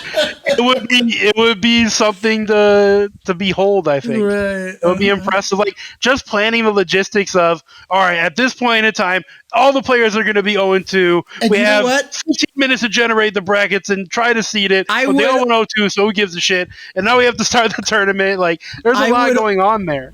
The only way I think that this tournament would work at a big event like that is the grand prize is a trophy that just says, I went 0-2 at EVO. And that's the only prize you got. Like, that would actually be sick because, then obviously you kill that whole thing from David. Like, what if you just throw it or just to go? Because you don't want to give a real prize, but to win a trophy that says, I went 0-2 at EVO, and that shows that you are the king of the 0-2. You're the real champion. That thing would be super awesome, dude. You're the real champion of the tournament. Yeah. Dude, whoever won that would feel like a king, dude. I mean, obviously that's bad because nobody wants kings. I don't think I would. But, you know. Well, I would just wonder how much farther could I got of if I would have had a different opponent for my first opponent. Because obviously all these other O2ers couldn't fuck with me, right? I'm the best of all these guys. So if I would have played any of these bastards my first match, I would have won at least one match in the real thing. So that would just bother me. That would get in my brain even worse. In the 1,000-person don't give me a reward bracket, for that. In the 1,000-person strive bracket, you're the 749th best person. after you go through an entire bracket to beat the O2ers. That's I guess you're the 750th best person. You're basically the bubble boy when it comes like poker. Yeah, you're one better than that. It's I would not participate in an O2 tournament. Now that I think about it, you wouldn't. But a lot of people would. I do think that's a fun idea. As far as something else that I would like to see, I do think it'd be nice if there were resources at an event that could help new players. I mean, this is asking about new players and players who go 0-2. I think that would be nice if there was something that could be. I don't know how to phrase this or how to design it. It's not something I thought about very much, but I do think it'd be nice if there were like a lecture to go to. That's what I would want. Like workshops, basically. Yeah, a workshop. Right? Yeah, a workshop. You know, you have GT, and I think maybe Combo Breaker did it for a few years. We used to have panels at tournaments. That's not really a thing as much anymore.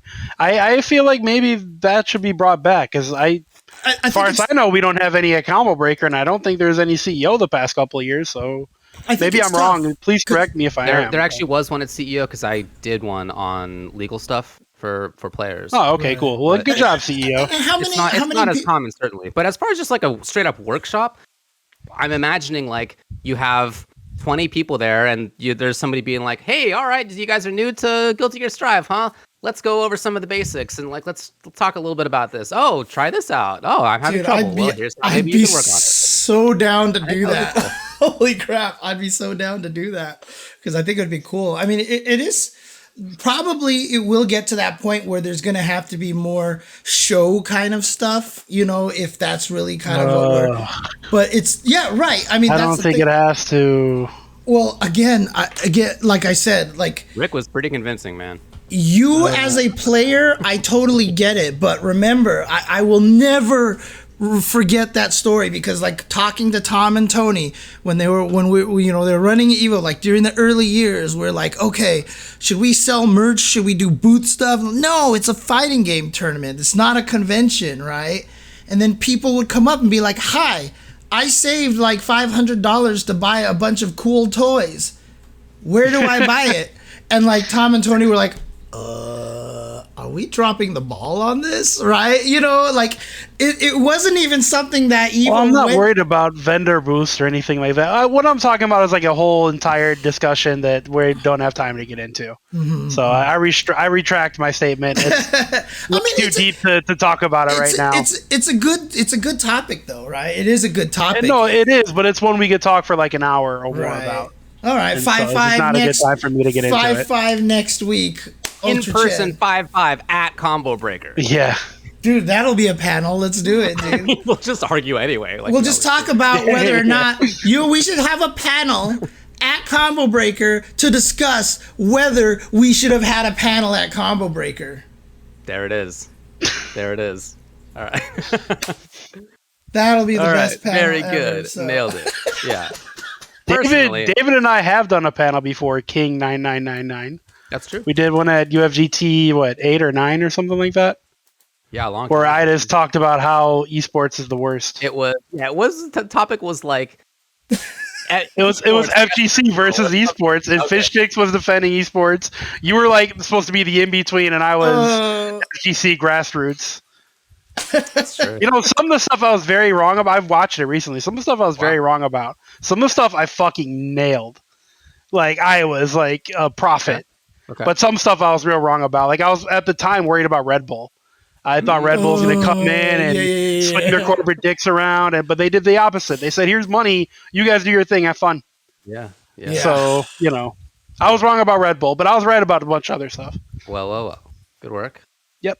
All right, let's move on to viewer question number 2. What are methods for a player to use to stay physically, mentally capable to compete in a 3-day tournament? Let me tell you. Okay. Where is this tournament taking place? Puerto In Rico. a hotel. In a hotel. If this tournament is taking place in Chicago, Illinois, or Schaumburg, Illinois, I guess, since Combo Breaker's coming up in 10 days or whatever it is, you find the nearest dispensary. You load up on all the edibles you can get. By edibles, do you mean this gigantic box? No, I mean edibles that have THC in them, and you just are blasted the whole weekend. And that's what you do. Is you just, I mean, like if you play Third Strike or any Marvel, you're probably not sober, is what I'm saying. So it depends on where you are and what game you're playing. I've come to this tournament to win the tournament, and I can't be in an alternate reality. How many sober Marvel champions do you think there were? Justin. At least there's like Chris G. Yeah, there's like Chris G. Justin. No, man, Justin was on some shit, dude. I seen him. I saw those eyes. I seen him. I've seen them, dude. I seen him. Okay. No, but a serious answer is drink lots of water, get sleep. These are two things that are surprisingly hard to do at events. Yeah. So those are very, very important. Get your 8 hours, your 7.5, whatever it is, and stay hydrated. Those are very serious answers. But if weed is legal, also blaze out of your mind whole weekend. Welp, I'm not going to be doing that. But here's my advice. So again, I guess I'm coming at this from the perspective, because it seems to me this is the question of trying to compete the whole time. That is to say, like, you're not just there to like screw around and meet people and hang out, which is, you know, the primary reason that many of us are going. Like, that is the biggest reason I'm going to Combo Break. Even me, like, I'm there to work. But like, the biggest reason I'm going is to hang out with friends for sure. But if you're going there to compete, then the way that I handled that when I did compete was to treat it like it was a job, and that is to say, I would not just sleep regularly and try to, you know, get good rest, but also just like whatever time it is that I normally go to sleep and whatever time it is that I normally wake up in the morning, keep that regular. And then sure that's kind of what I meant by have a good night's sleep. Like don't let your schedule get all out of whack. Don't change your schedule. Yeah, the schedule needs to be as close to, for me at least, it needs to be as close as possible to what your like normal schedule is.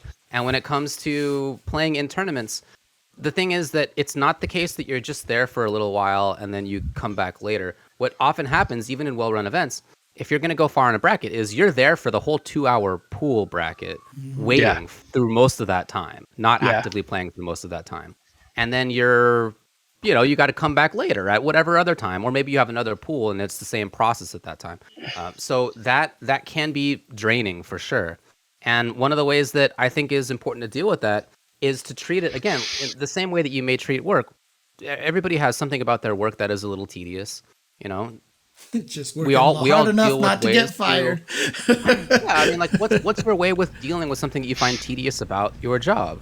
You have strategies. We all have built strategies for how to deal with that, and that's kind of how I view those moments of, you know, little interludes. For me, a day-to-day work is like, I'm doing a lot of work trying to analyze a contract or something, and then I send it off to a client, and now I'm just kind of waiting until they get back to me. What do I do in the meantime? But when they get back to me, I have to be ready quickly to have my mind ready to go again. Yeah. So there's that little downtime there, and I spend that by not trying to do something that's terribly different, by not trying to, you know, have a complete 180 in my mind. Well, let's say your name is UltraDavid, and you have a friend named TuboWare.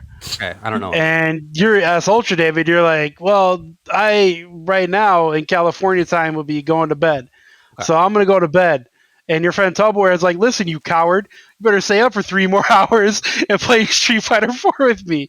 How do you deal with that situation, David? How do you deal with the peer pressure of that TuboWare guy calling you a big fat coward and you don't want this heat in Street Fighter 4? You know what I do is the first time that he tries a cross-up ball against me in literally most of the decade, I block it. The very first time that I saw a cross-up Blanca ball in Street Fighter 4 in 5 years, I blocked it. That's how I deal with that. Take notice that even David falls to peer pressure. Even the great UltraDavid falls to peer pressure.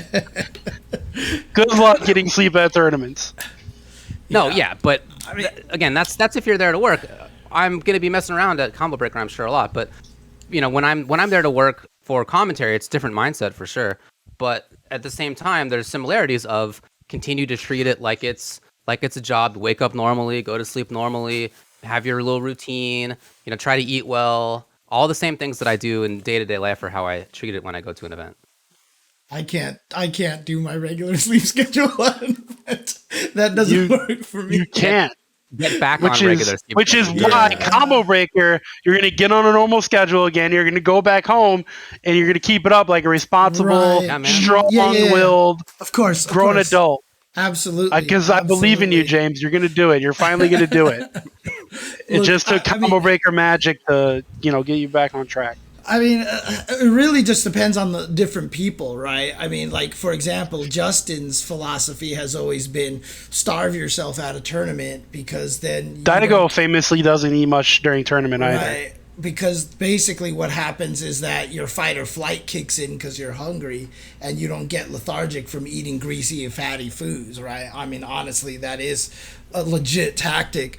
But, also, even if you're serious about it, you've got players like Big Bird and Rod TV and all these guys with this FGC fit FGC, Chris G's in it right now and everything like that. That makes a big difference, honestly. Yeah. It really does. If you're really serious about competing, if you're there to have fun, then it's just whatever, go eat your giant bowl of pasta and, have fun or whatever like that.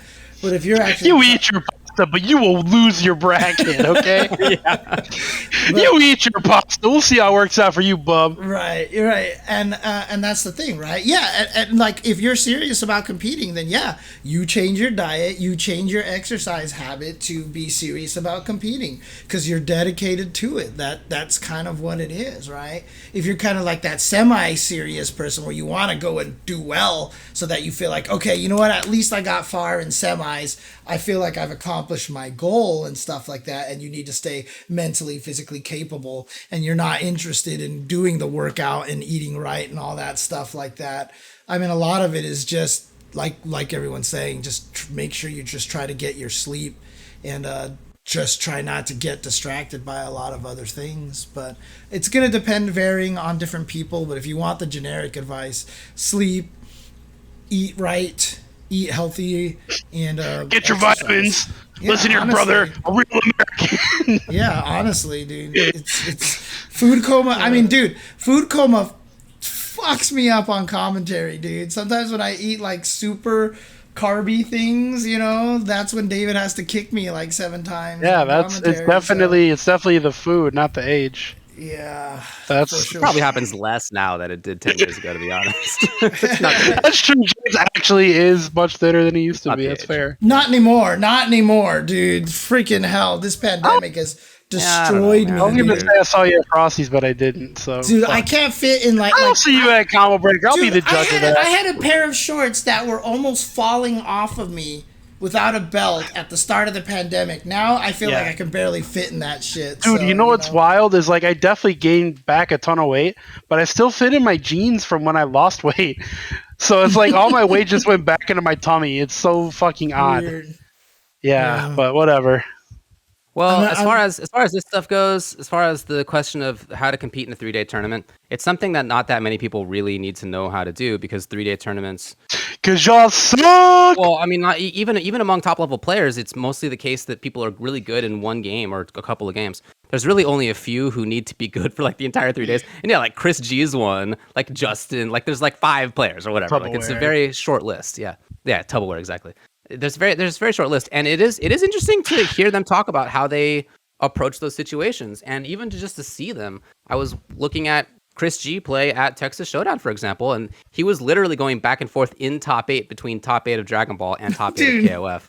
Like, they had to from delay one KOF stage to the other. They had to delay KOF because Chris was playing Reynolds in KOF. They had to postpone that because Chris was playing Reynolds in Dragon Ball. Correct. They literally had the same matches. Yeah. It was pretty wild. But so that's not something that is common, but it is really interesting to look at and to see how they deal with that.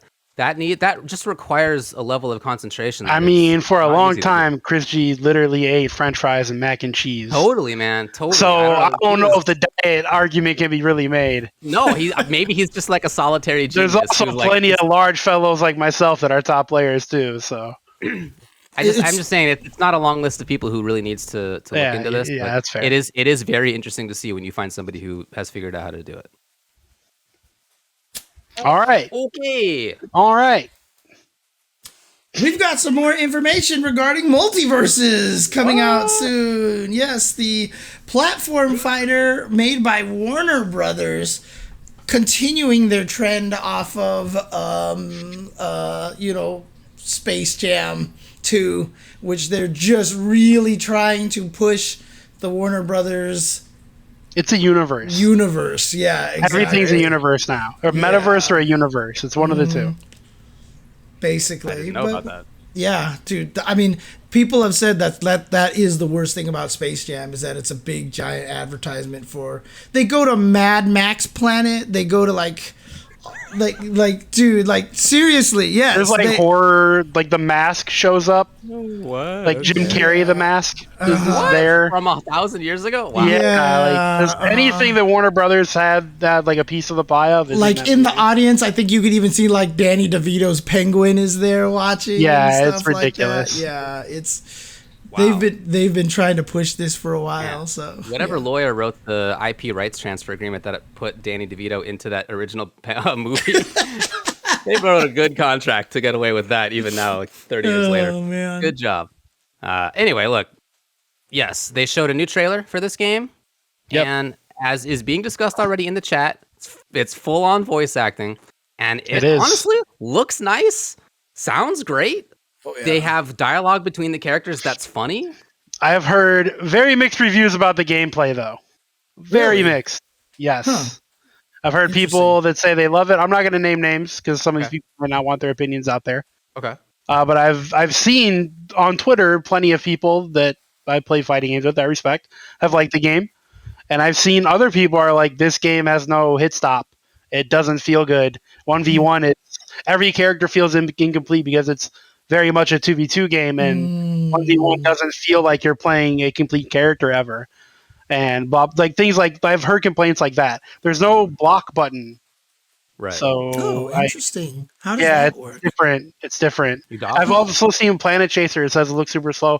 I've seen people complain about that it feels slow but also rambunctious and chaotic at the same time. Stop making Iron Giant fight people, please. Yeah, I mean, also why making Iron Giant isn't he fight not people? A fighter? His whole movie's point was to stop fighting. Yeah. That cracked me up when I saw Iron Giant come down and say hello to Superman. Oh my god! There's someone to put that picture of Iron Giant with the Iron Giant quote next to him, which is like, "I love fighting. All I want to do is destroy things or whatever." The Iron Giant. They call me the Iron. No, it was like they call me the Iron Giant because like. Yeah, man. That is actually really funny. I think, but. Yeah, I also get why. If you're the person, I want to know how big he's going to be not too. Stoked about is that. Velma supposed to be a character? Because she was definitely at like. So she's a fighter. There, yeah. How is Velma going to fight? Is she going to go? She's going to go jinkies and look with a mic or whatever, the magnifying glass, and burn you with the magnifying glass. Is there Ultra Instinct Velma as well? That's just Shaggy. Right. Just because you're in the Scooby-Doo universe doesn't mean that you all get to go Super Saiyan. If you're in Dragon Ball, not everybody's a Super Saiyan, James. Dude, she's gonna fight like K-Dash. She's gonna throw her glasses and like end up killing you or something. I don't. She's gonna trip and a book's gonna fly like Phoenix Wright. It'll be Phoenix Wright. Yep. Yeah. Wait, that's so what I think she was in the last alpha? What are her mechanics? Dude, I have seen very little of this game. Yeah. I'm so confused. I only know the opinions people have told me and I've seen on Twitters. I haven't played it myself either, but I've also, I should say, heard some mixed reviews. But whatever. I mean, I think that every game is going to be like that, so I'm not. I mean, what's interesting is it looks like Warner Bros is like all in. Oh, that trailer was sick. That Yes. trailer was high quality shit. Like honestly, it was. Like Yeah, it was like AAA game level quality trailer stuff. I might not have seen that trailer then. Oh yeah, okay. Well, that trailer is sick. Check it out. You can just put it on the stream. Why not? I mean, because DMCA.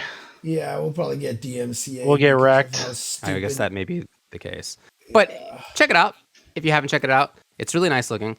And then another bit of news to talk about here when it comes to this game is that it will actually also be at EVO with a 2v2 tournament. And also, the top 32 teams will be paid out.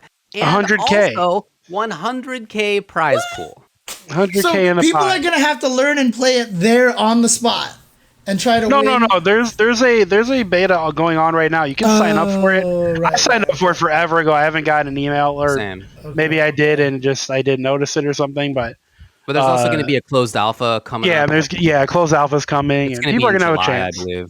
So people are going to have a chance to play. Yeah, so there will be a little bit of expertise there.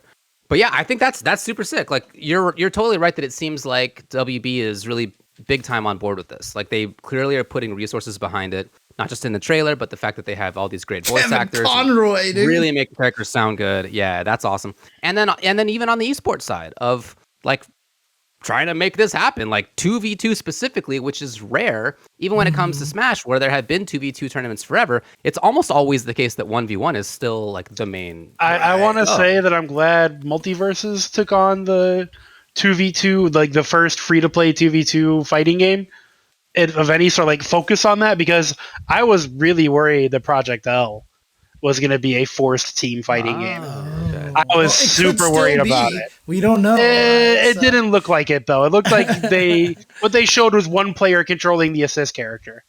So I doubt it. It seems like it's going to be a one-on-one thing. Maybe they'll have a game mode where you can do that. That would be dope. That's a game mode. Cool. That's like the main focus. That's rough. I play fighting games because I want to depend on me. I don't want to get mad at my friend. I want to get mad at me, or I want to celebrate Street Fighter me. Cross Tekken tournament almost killed the friendship between Justin and Flo. I remember. Dude, I bet. Oh yeah. Fuck that shit, dude. Mike Ross no way, and I'm good. I can recall those guys. Oh yeah. That's right. Combo Fiend refusing to tag. Yeah. No. It was. I think Combo Fiend forced himself to tag in or something like that. There's something funny like that. Yeah. Whatever. This Evo thing I think is really, really cool. I love that the support is already there. And yeah, I mean, I think the trailer looks awesome. I don't really have thoughts about the game because I haven't played it myself. And although I have played Smash casually many times, I don't have any experience with 2v2. I've literally never played 2v2. When I was playing it as a younger guy, it was with me and my two younger brothers. So it was always either free-for-all or one of us was playing against the other in a 1v1. So I don't know how that goes. When I tried to watch some of the footage, there's actually a bunch of footage out now that they've put out with the devs playing against top Smash players, actually, which is they cool. did. Yeah, interesting. Okay. And in those, it looks frenetic, but like to my eye, also Smash Doubles looks frenetic. So I'm just no good judge at this, I'm sure. Right. But it seemed like they were having a good time, and that's great. I'm looking forward to it. All right. Was there actually a tournament, dive kick tournament, where each teammate used one button? Ugh. I mean, I remember I think it was at B4. That might have been Mystery Game or something. At B5. Before everything was esports and super serious, one of the entrants in the tournament was the four-headed monster, in which one person used a joystick, one person used jab and short, another human used the medium buttons, and another person used the heavy buttons, and they just let him enter the tournament. And obviously they did not go far and they got destroyed. But yeah, the four-headed monster was actually in the tournament before. So. Wow. That's awesome. I can't remember who was involved with it too. I forgot who the humans were, but it might have been like I remember monster. It was some. You're talking about. Yeah, it was a monster. It wasn't. It was a four-headed monster. Yeah, you're right. You're right. Hit it together. Okay. All right. Anything else on this? Let's talk about Street Fighter V. I want to dunk on Luke. We'll talk about the big change in Street Fighter V. The huge patch consisting entirely of small patches where Luke got a little bit worse. And some other characters got some slight bug fixes. Luke is dead. Okay? His jabs don't push back the same way anymore. And I can't... I have already actually wrote a letter to Mrs. Jane Capcom, and she's going to be hearing from my lawyer soon, too. So... Hello, Mrs. Capcom. It's me, TuboWare, and TuboWare's lawyer, UltraDavid. Yeah, we're coming for you.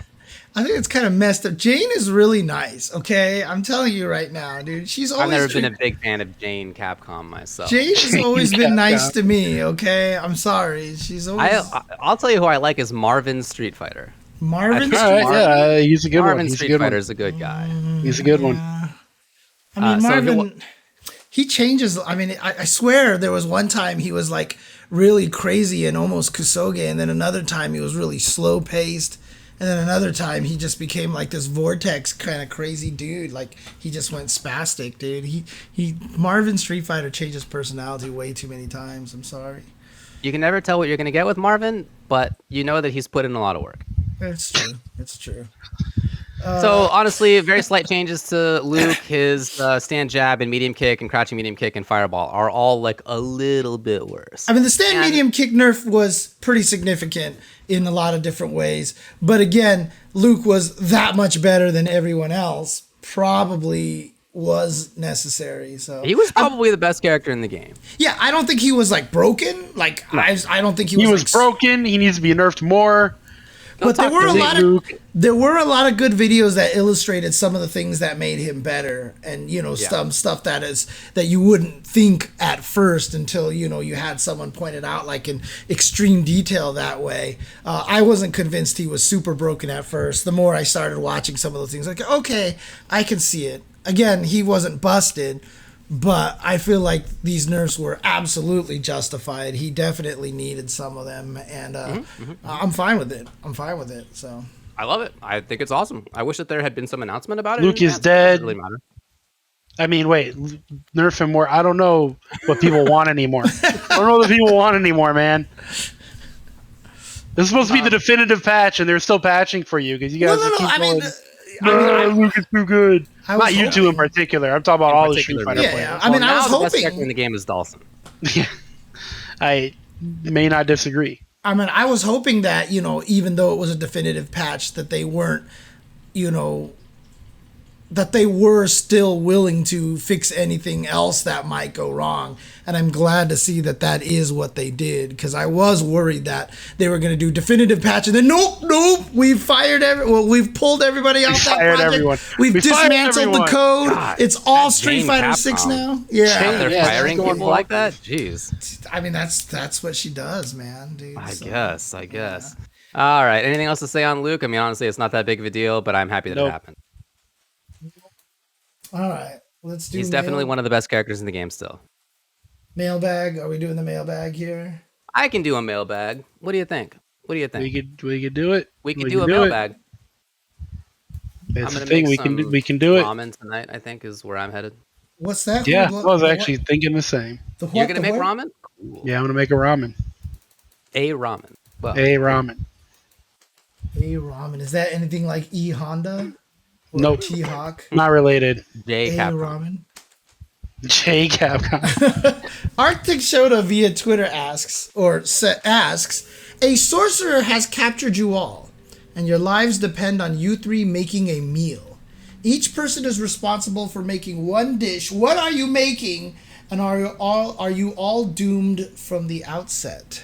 Well, what's the rule? What am I trying to accomplish here? Yeah, making any meal? Yeah, the sorcerer says I have to make a meal. Absolutely, I can absolutely make a meal. Of course I can make a meal. I can totally make any meal. Actually, I can make a meal 100%. But now, you know what I wouldn't do, David? I wouldn't do that if I hadn't already used my Manscaped products earlier in that day to make sure that not only was my face presentable, but also my giblets. You see, on the Lawnmower 3.0, there is a light There's a light that guides your way to boy. make sure that you can avoid nicks and cuts. First of all, it's the Lawnmower 4.0. Get it right. Is it 4.0 now? Even better. Well, the 3.0 headed to. Either way. All right. If you want 20% off your order at manscaped.com, use code UCTV. It definitely helps improve your sausages. I'll tell you that much. So there you go. Multiple sausages, not for multiple. Look, yeah, can I make a meal? For sure. Is my goal to murder the sorcerer by creating such a terrible meal that the sorcerer dies so that I can escape this terrible conundrum? If so, I am also confident in my abilities to be able to do that. But if the goal is to make such a tremendously great meal that the sorcerer is like so impressed that they let me go and that everything's great after that, I'm less confident in my ability to do that than I am to murder the sorcerer outright with my cooking. I mean, I definitely could do some. I mean, it would be harder for me to make food for David because I use pork in a lot of the things that I cook. Oh, boo. Right. So I would have I could probably make David an excellent egg fried rice, and then I would add the pork in after. Yeah, but if the sorcerer showed up, and you had to make something immediately, you're telling me you had days old rice in your fridge already? Just ready to go to make chicken fried or egg fried rice or whatever? I don't think it's that kind of extent of just like make it that fast, right? If it's that fast, I mean, there weren't any rules. I don't know what the rules are. If it was you got that 10 minutes fast to make a meal. If it's that fast, I would make a mean spaghetti marinara because that's like one of my go-to quick things. Except it would be the one with the sweet spaghetti sauce. But then you guys would try it and be like, actually, you know what? This is actually the bomb, and that would okay. But see, I'm not sure that counts. You're talking about putting in pasta that somebody else made into water and boiling it, and then putting in sauce that somebody else made into the pot and then heating it up. I feel like. Well, then how would you feel if I said lasagna? Because I would make lasagna, but I make my own sauce. I don't make my own cheese. I have to buy that from a store. I make my own cheese, but I make my own sauce. That's the whole point. Like, I mean, outside of like somebody who I know who actually owns chickens, like you couldn't make anything with eggs then, right? Because you can't make your own eggs. The chicken has to make the egg. I mean, ultimately, I can't create atoms either. Like, there's a limit. But, well, I mean, exactly. That's the thing. It's like, what's the extent? Are we allowed to just maybe on the other side of it, though? Are we allowed to go out and drive and buy some eggs, but not pasta? Is that what you're telling me? Is this the rules here? You can make pasta from egg, including other stuff. I mean, pasta is literally egg and dough and flour. You can make pasta; it's makeable. Now, yeah, but who the fuck does that? Yes, but do I make pasta often? No. It's not worth the effort. Eggs count as the base construction product, right? Okay, but pasta does not count as the base product, basically. Correct. Like when I say that I'm going to go make ramen, what I'm talking about is I'm not going to actually make the ramen noodles, to be clear. But I will make all the other stuff. I'm going to have vegetables in there, and I'm going to have egg in there, and I'm going to have some different sauce and stuff that I put in there. And I'm going to make some sauce, actually, while doing it. So I will, in fact, be creating some stuff, just not the entirety of it, because, come on. Your rules are arbitrary and based upon what you think you can do. Absolutely. Yeah, this is horse shit. Absolutely arbitrary. It's made up crap. Correct. I hate your rules. Correct. All right, what else do we got here? I think that was our only mailbag, wasn't it? No, we had another one. We had two. Okay, we had two. Cool.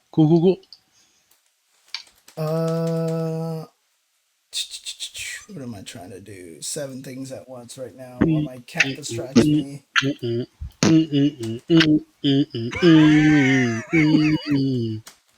All right. I'm excited for Thor. What makes for a good post-match pop-off? I'm ready for some Thor. Thor 4. Good post-match pop-off. What do you mean by good? Okay. Do you mean entertaining? Do you mean in taste? Does it taste? What do you mean by good? Good can mean so many things. Right. I mean, if you're just saying good generically, as in, hey, just what's a good? I mean, honestly, that is something that they try to censor in our chat. 3 ways. 3 ways was censored by Twitch.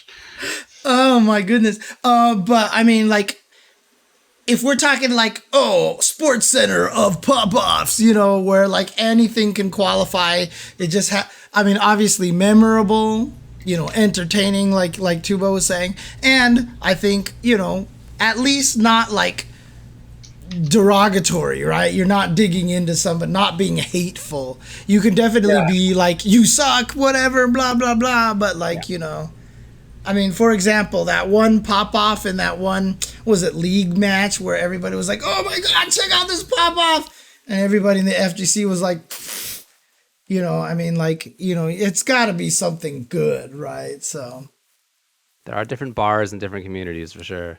I can tell you what a bad pop-off is. Remember when Justin barrel rolled? That was so good. But that was not, to be fair, he tripped and fell. I know, but that's what makes it a bad pop-off. You can't trip in your pop-off. You can't do that. That was pretty hilarious. Yeah. Do you feel like you've ever done a good pop-off? Have either of you ever done a good pop-off? Oh, I've done so many good ones. Give me an example of a good pop-off. I can't talk about the one I would talk about on here. Okay, give me an example that's the second best that you would use. That's the one that you can talk about. I popped off on Alex Valle at UFGT 7. Okay. I beat his ass in Marvel 3. And I just got up. I don't remember what I said, but I said something about fucking with the Midwest or something. And then I shook Alex's hand and I said, it's an honor to play you. And that was it. But yeah, I just celebrated. I wasn't like, I'm not trying to make Alex feel bad. It's just don't come to Chicago thinking you're going to beat me, old man. That was all there was to it. I don't feel like I've really done great pop-offs because I'm not like a big pop-offer, to be honest. I can't pop off. I literally can't. I would feel too bad. Mean, people would consider me just like celebrating winning as a pop off. Yeah. Okay. Because when I win like a somewhat close match against anyone, I'm like, fuck yeah, let's go. Like at the end, because that's just how I am. And some people would be like, that's a pop off. I'm like, that's not popping off. I guess I won. I guess I did pop off. That's pretty different. When I was playing Street Fighter 4 for the first time in 5 years, and I blocked the very first cross-up ball that this nerd tried on me, I did pop off. I actually did pop off. When I beat that nerd with Dan in that game, I did pop off. I did pop off. I don't think you won that set. Well, the set may be a different question, but I popped off after that game. That's for sure. That's fair. I don't think I've ever popped off in my life. I can't do it. I feel bad. Like it's one of the things that will hold me back as a competitor, I think forever, is that like I feel too much empathy for people when I beat them, like I actually feel bad. Nah, fuck them nerds. Dude, I can't been in my bracket, homie. Wrong place, wrong time. Like, I still remember when Street Fighter Cross Tekken first came out, some guy who was like their first WNF was playing against me, and their friends were behind him cheering him on, and I felt so bad that I couldn't beat him. Like I was like, I don't want to like make him lose in front of his friends, and this is that's like the best feeling.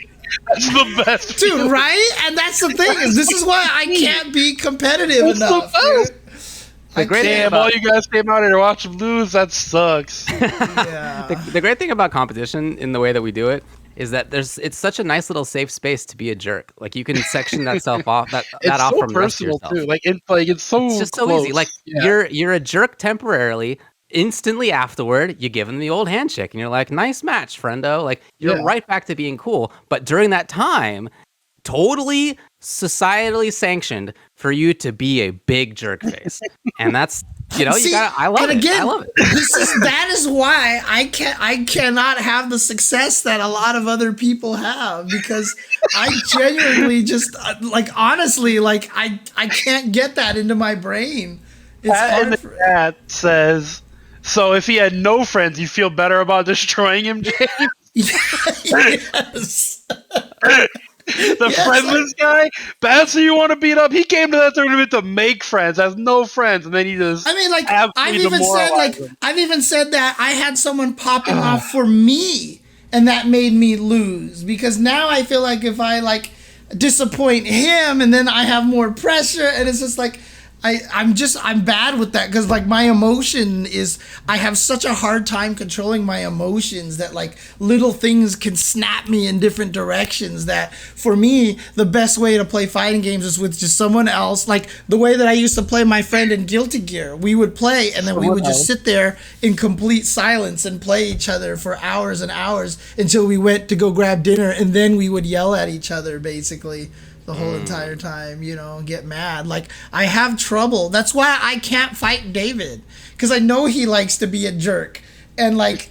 Only in game. Other than that, I'm so nice all the time. But that's what I mean. Do you remember how I said, like, I had trouble fighting against, like, Edma? Because he was kind of the same way. Yes, you know what I mean? Yeah. This is what I mean. Like, I have trouble playing against the guy that I can't beat in Soul Calibur is the same way, you know? Like, I have trouble against those people. An example of this is many years ago, Street Fighter 4, early times maybe. Ed, Ma, and James and I were all playing in James's place. And there might have been a couple of other people there too. And James and Ed played, and James like didn't like it and got mad. And I mean, Ed was extremely good, so like he was beating most of us. And then when I played against Ed, he and I were just like talking the entire time to each other, and messing around, and we were going back and forth. And I think part of why we were going back and forth is like I could not let it get into his head that like it would be okay for him to like talk at me and for it to like not go unanswered. You know what I mean?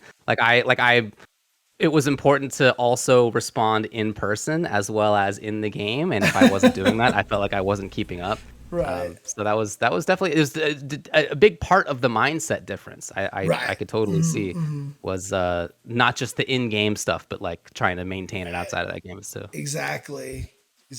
So I have trouble with that. You know what I mean? That's the thing, right? So, and that's why, like, I still remember the time that I played you in MK and you just woke up and jumped like 8 times in a row until you died. And you just laughed the whole time. And I was just like, I'm just not how I want to die, you know? And it's just like, there's like a frustration. It's just a real big joke to you, huh, David? And, real laugh factory. My misery. Yeah. Yes, that's right. But also, like, that's just how you play Mortal Kombat. So it's not like, it's true. Actually, it's as bad as in some games to do that. Right. It's true. Because that used to be a complaint, like some top players. Used to strong complaint. Like, why do you jump on your wake up? You know, right? Yeah. Yeah. Right. No exactly. It's how you play MK. So, oh man. Yeah. I mean, I'm not a big talker when it comes to playing in games, but if the person who I'm playing against is a talker, then I can keep up in it. But it's not like my default. Right. But it's like I can do it, but it's not like how I would just normally do it, I guess. So, like, for example, when I was playing against TuboWare and I blocked his cross a ball, since I know he's a talker, then I talk. But if I didn't think he was, then I wouldn't have done it. Right, yeah. No, it makes sense. That actually it depends, though. Like, I'll talk a lot of shit if I'm playing, like, an old game like Street Fighter 4. But if it's, like, something new and I'm trying to compete in and be serious, then I'll play serious. I'll shut the fuck up. Yeah. Like, if I'm playing somebody good in Guilty Gear Strive, I'm probably not going to talk a lot of shit. I'm probably going to sit there and try to learn. Yeah. But if I'm playing, like, somebody way better than me in Street Fighter 4, I'll talk shit all night. You know, like, it's just different, you know? Absolutely. Also, there's nobody better than me at Street Fighter 4, so that never happens. I thought that was a nice little slip of the tongue, actually. I'm glad you the best. The best there ever is. Best there ever was. Best there ever will smile. Be. All right. Well, look. Congratulations, everybody. I guess that's it for the mailbag. Good work. So I'm going to be making ramen. What's going to go? There's going to be... Hey, are you bringing, like, your camera and shit to CB? I'm planning to, yeah. Yeah, you should record more stuff this time that you did at Frosty's. Because you didn't record that much at Frosty's. I forgot to bring my good camera for it. Yeah, bring your good one. I'll remind you. Not just your phone camera? A different camera? The camera that I'm streaming from right now is a actual, like, good camera. It's a real one. Like, it's a real camera. Sony ZV-1 It's a real camera. boy. Yeah. So the intention, part of why I got that actually was to take it around to tournaments. Yeah, but how does it do I don't know if you filming? remember that, but like tournaments stopped happening for 2 years. How does it do filming though? How does it do it? Like how? Does Like digital- is it strong? Can you film Yeah, at 30 frames per second? Do you film at 60 yeah. frames per Huh? second? Yeah. But at what resolution were we talking here? 1080p's. 1080. Okay. No, it's Sounded almost 4K. as- It's a 4K camera. 4K? Yeah. You made that up. I don't believe. No, I'm totally serious. I was just thinking about that because bring for it a to while Combo Breaker. Jeez. I was doing streams that I was recording locally in 4K that I absolutely could not put out to Twitch, but I had my camera set on 4K, so as I was like recording on the camera, it was recording these huge files for absolutely no I reason. think we wanted to talk about that, right? The updated community license. Oh, we did intend to talk about that. Yeah. Well, we didn't. We didn't. Hey, good job, Capcom. You kind of did it. Yeah. Thank I mean, you for what? How did listening. it change? I didn't even know about. They this. literally listed it like patch notes, Yeah. and they changed it mostly to everything we demanded. Like they don't own photographers' photos. So wait. Did it say that ownership? There you go. of- Tiny text put it in. Did it say ownership of photos by photographers has changed slightly? It was a little more detailed than that patch note. Yeah, It was a little more okay. detail. So yeah, I took notes. It's increased prize pool limit from $2,000 to $10,000. So basically, the prize See? pool limit's It's gone. like Flip I want Jane David doing to the work, record dude. more of us. And then removed the yearly $10,000 prize pool limit. Yeah. Increased sponsorship limit from $20,000 to $30,000 per They year, did that. and $5,000 to $6,000 per event. Yep. Changed spectator fee restrictions. Changed Increased- venue restrictions for bars. Increased the yearly prize pool limit by a little bit. Yeah. So they really did mention it in patch note kinds of language. They Honestly, I listed think it. it's cool. I'm on board with that. I thought Okay. that was Yeah, most of the changes were good. I think it's silly that this exists, period, still. And no But I one's gonna talk understand about it. why. And yeah, nobody's going to talk about it long as it doesn't seem expensive to get if it costs anything. And it's not infringing upon pretty much anybody's tournaments now. So good job, Capcom. You did it. Jane did a at good this job. point, it's really like Evo, and I don't even know if Right, what other tournament has a prize pool that's 10,000 or more. Does Evo even have? I guess Evo probably. I mean, does, probably but- like some Red Bull events and stuff like that. Yeah, Yeah, okay, stuff fair like enough, that. yeah. But like other than that, which is esports, Not Combo That's Breaker. esports stuff. So Right. Yeah. Exactly. that's So, okay. Yeah. So yeah, they mostly did a good job. Yeah, agreed. I'm glad all my yelling on Twitter helped Yeah, because I did a lot of it. I'm sure you did. And also, honestly, like it was good that people had the reaction that they did because, and also good, clearly, that Capcom pays attention to that kind of stuff. Those were both is good that the community was honest about our reaction. Also good that Capcom paid attention and actually cares about it. So I was encouraged by the whole experience. Other fighting game devs, take notes. We'll yell. We'll yell real loud if you make us mad. All right. Not me. I'm a quiet fella. Now fix lab code. Well, they did say they were gonna fix lab coats. I know. I was just making a joke. All right, let's end it. Jeez, can you bird us? Yeah. Oh, bird. Yeah. I'm going to have mushrooms and garlic, and I think we have bok choy still, so I'm going to put some of that in there. And I'm going to Hey, do you grow your own green onion? I am green onion. You are green onion. I'm like marrow, but with green. Hang on a second. Growing green onion. Before we end the show, I do have to ask you guys one question, okay? Evo.